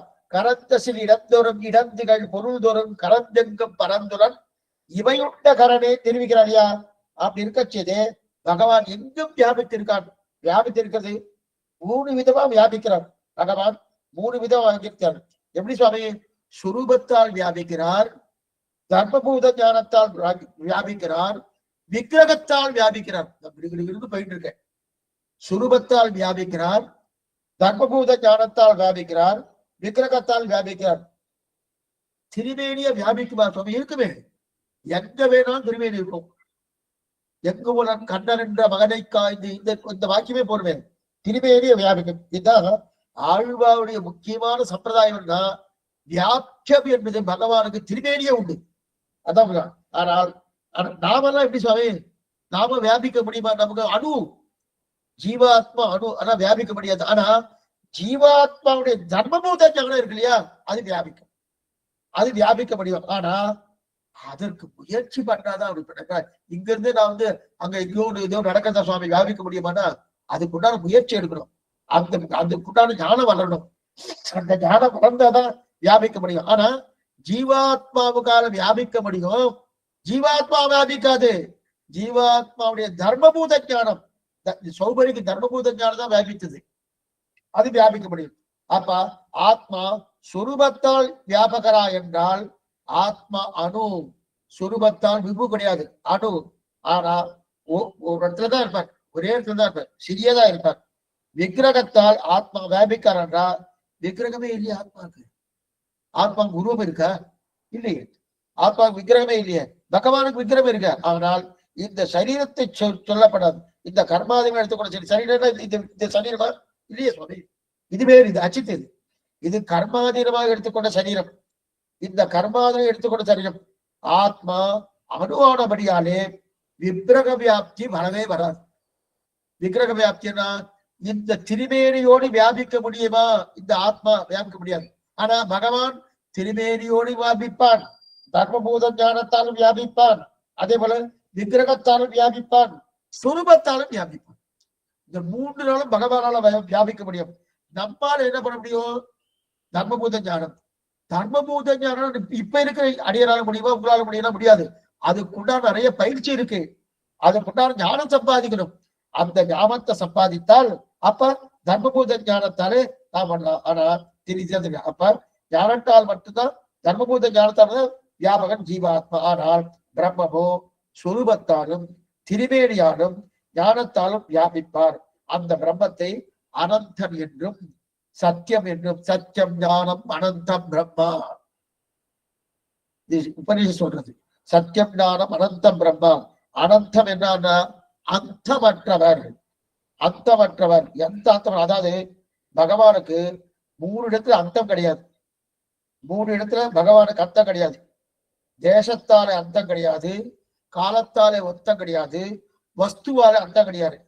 தேச கால வஸ்து பரிச்சேத ரகிதன். சாஸ்திரம் அடிக்கடி சொல்லும். எப்பேர் அடிக்கடி ஏற்படும். தேச கால வஸ்து பரிச்சேத ரகிதன் அப்படின்னா என்ன அர்த்தம்னா, அந்தம்னா தேகத்தால் வரும். நான் ஒரு இடத்துல உட்கார முடியும், அந்த தேகத்தால் அந்தம். அப்படின்னு இந்த இடத்துல உட்கார்ந்துட்டு இருக்கேன், இந்த இடத்துல உட்கார்ந்துட்டு இருக்கேன். இந்த தேகத்தால் இந்த இடத்துல அந்தம். காலம் என்பது யார் எங்கு போகணுமோ அந்த காலத்தால் அந்தம். காலம் என்ன? இந்த காலத்துல நம்ம இருக்க முடியும், எல்லா காலத்திலும் இருக்க முடியுமா? இருக்க முடியாது. காலத்தால் அந்தம். வஸ்துவால் அந்தம்னா உட்கார்ந்த ஒவ்வொரு அந்தந்த உருவம் தானே அந்தம், வஸ்துவால் அந்தம். எங்க உட்கார்ந்துட்டு இருக்கார் அதான் அந்தம். அதுக்கு மேல எங்க போக முடியுமா? போக முடியாது. ஆனா இவரை பத்தி இது சொல்ல முடியாது. ஆனால் வஸ்துவால் அந்தம், ஒரு வஸ்து இன்னொரு வஸ்து ஆகாதல்லவா? ஆக நாம் காலத்தால் தேசத்தால் வஸ்துவால் அந்தம் உண்டு. பிரம்மத்துக்கு மூணும் கிடையாது. காலத்தால் அந்தம் கிடையாது, தேசத்தால் அந்தம் கிடையாது, வஸ்துவால் அந்தம் கிடையாது. பிரம்மம் காலத்தால் நித்திய தத்துவம் ஆனபடியாலே காலத்தால் அந்தம் இல்லை. நித்திய தத்துவம், நித்திய தத்துவம் ஆனால் காலத்தால் அந்தம் இல்லை. பிரம்மம் விபுவானபடியாலே தேசத்தால் அந்தம் அல்ல. எங்கும் நிறைந்திருக்கக்கூடிய தன்மை எங்கும் இருக்கானோ, அதனால தேசத்தால், அதாவது எங்கும் இறங்கியிருக்கக்கூடிய தன்மை ஆனபடியில தேசத்தால் அந்தம் அல்ல, எங்கு நிறைந்திருக்கார். வஸ்துவால், வஸ்துவும் அவருக்கு சரீரமானபடியாலே வஸ்து பரிச்சேதம் இல்லை. எல்லாமே ஒரு சரீரமே. இந்த பிரகிருதியே பகவானுக்கு சரீரம் தானே. அப்ப வஸ்துவாலும் அந்தம் இல்லாதவன், தேசத்தாலும் அந்தம் இல்லாதவன், காலத்தாலும் அந்தமில்லாதவன். அதனால் பகவான் அனந்தன். பகவான் அனந்தன். இதுவே பகவானுக்கு உண்டான குணங்களை சொல்லப்படுற. சத்தியம், ஞானம், அனந்தம், பிரம்ம. சத்தியத்துவ, ஞானத்துவ, அனந்தத்துவ, அமலத்துவ அப்படின்னு என்ன அர்த்தம்? நிச்சயமாக, அனந்தமாக, குற்றமற்றமாக, ஞானமயமாக பகவான் இருக்கிறார். இது இத்தனை என்னது? இயற்கையிலே இருக்கக்கூடிய குணங்கள். இதெல்லாம் சுரூப நிரூபக தர்மம். இப்ப ரெண்டு பாகனம் பகவானுக்கு. சுரூப நிரூபக தர்மம் எது? நிரூபித சுரூப விசேஷனம் எது? ரெண்டு உண்டு. இன்னார்னு ஒண்ணு சொல்றோம், இணையார்னு ஒண்ணு சொல்றோம். இன்னார் இணையார் பார்க்காம நீ அதெல்லாம் கதவை திறந்து விட்டியன்னு ஒருத்தர் கேட்கிறா பாருங்க. அப்படின்னா இருக்கும், இன்னார்னா என்ன, இணையார்னா என்ன? இன்னார் என்றால் சுரூப நிரூபக தர்மம், இணையார் என்றால் நிரூபித சுரூப விசேஷனம். ஒருத்தரை இன்னார்னு தெரிவிக்கிறோம்னா அதற்கு முக்கியமான அடையாளம் என்ன? அந்த அடையாளம் சொல்லணும். அதுதான் சுரூப நிரூபக தர்மம். அவரை நிரூபிச்சுட்டேன், இன்னார் நிரூபிச்சுட்டேன். அதற்குமே அவருடைய பெருமையெல்லாம் சொல்ல போடும். அவருக்கு என்னென்ன என்னென்ன என்னென்ன அதெல்லாம் நிரூபித சுரூப விசேஷம்னு பேரு. அதுக்கு இணையார்னு பேரு. அது என்னன்றது நாளை தினம் சாயங்காலம் 5 மணிக்கு பார்க்கலாம். அதற்கு மேற்கொண்டு இதுல ஈஸ்வர தத்துவமே முடிய போறது. ஆனா பூர்த்தியா முடியும்னா தெரியாது, பார்ப்போம். நாளைக்கு முடிச்சுள்ள பாக்குறேன், முடிஞ்ச வரைக்கும் பாக்குறோம். பகவத் அனுகிரகம் எப்படி இருக்கும் தெரியல. அதுக்கப்புறம் என்ன, அத்ரவியம் மட்டும்தான் இருக்கு. அத்ரவியம் ஒரு 4-5 கலட்சமோ 5-6 கலட்சமோ பார்ப்போம். ஆழ்வாரின் பெருமனாட்சிய திருவிலேசனம், ஆச்சாரியன் திருவிலேசனம், பகவதால் திருவடிகளேசனம். நாளை காலை உண்டு. என்ன உண்டு? இந்த காலட்சம் வியாச பகவான் அனுகிரகித்த அந்த பாகவத காலட்சமும் உண்டு. அதுக்கப்புறம் சாயங்காலம் 5 மணிக்கு இது உண்டு. அவசியம் 1 மணிக்கு பிரார்த்திக்கிறேன். இப்பதான் சந்தேகம் இருந்தா அவசியம் கேட்கலாம். ஆழ்வாரின் பெருமனாட்சிய ஆச்சாரியன் திருவிலேசனம், பகவதால் திருவிலேசனம்.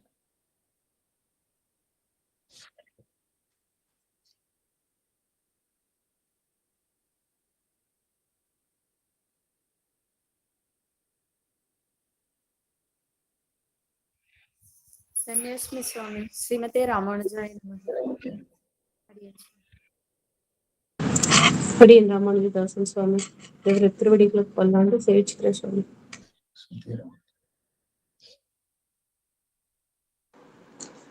சுவாமி அடியன் சுவாமி, பிரம்மத்துக்கு ஜஜாதிய விஜாதிய சுகத பேதம் எல்லாமே இருக்குதா சுவாமி? பிரம்மத்துக்கு சஜாதிய பேதம், விஜாதிய பேதம், சுகத பேதம் மூணுமே உண்டு. அது எப்படி சுவாமி பிரம்மத்துக்கு அந்த மூணுமே எப்படி இருக்கும்? சஜாதி, விஜாதி, சுகதம். சஜாதி அதோட ஜாதி செஞ்சதுதான் ஜீவாத்மா. ஜீவாத்மா ஞானம் இருக்கு, பிரம்மத்துக்கு ஞானம் இருக்கு. அப்ப சேரண்டா இல்லையா சார்? அந்த பிரம்மத்துக்கு சரீரமா இருக்கு. சஜாதி இது உண்டு, ஜீவாத்மா உண்டு, பிரம்மம் உண்டு. அப்ப சஜாதி அந்த வேதம் உண்டு. விஜாத்தியில வேறு ஜாதி, வேறு ஜாதி. பிரம்மத்தை காண வேறு ஜாதி இது அச்சித்து. பிரம்மத்துக்கு ஞானம் இருக்கு, அச்சித்துக்கு ஞானம் இல்லையோனோ வேறு ஜாதி. அதான் விஜாதி. விஜாதி என்ன? வேறு ஜாதி. அப்ப அந்த வேறு ஜாதி ஒத்துருக்கமே, அச்சித்தை ஒத்துருக்கமே. அப்ப விஜாத்திய வேதம் உண்டு. சொகத வேதம்னா பிரம்மத்துக்கே குணங்கள் இருக்கு, கல்யாண குணங்கள் இருக்கு. பார்த்தோம், சத்தியம், ஞானம், அனந்த பிரம்ம, வாத்சல்யம், சௌச்சல்யம், சோனந்தேங்க என்னென்ன குணங்களோ அத்தனை குணங்கள் அந்த குணங்கள் உண்டு. அந்த குணங்கள் பிரம்மத்துக்கும் உண்டு. அதனால அது சொகத வேதம்னு பேர். 3 வேதங்கள் பிரம்மத்துக்கு உண்டு. அப்ப நாராயணனுக்கும் அந்த ஜெகத் காரணத்துவத்துக்கும் அந்த இது உண்டு. அப்ப எல்லாமே எல்லாமே உண்டு. எல்லாம் உண்டு. அடியேன் சுவாமி அடியேன். அப்ப நிர்விசேஷ சின்மாத்திரம் பிரம்மத்துக்கு சித்திக்காதுன்னு சொல்றீங்கல்ல சுவாமி? விசேஷமே சித்திக்காதுன்னா அத்வைதத்தை சொல்றாரு. ஓ, நம்ம சம்பிரதாயம் இல்ல. நம்ம சம்பிரதாயம் விசேஷம்னு பேரு. விசேஷம். அவங்க வந்து நிர்விசேஷம் சொல்றது அத்வைத. ஓ, சரி அடியன். அப்படி அதான் அப்பவே குழப்பம் ஏற்பட்டுச்சு. சரி அடியன் ஷமிக்க பிரார்த்திக்கிறேன் சுவாமி. அடியன்.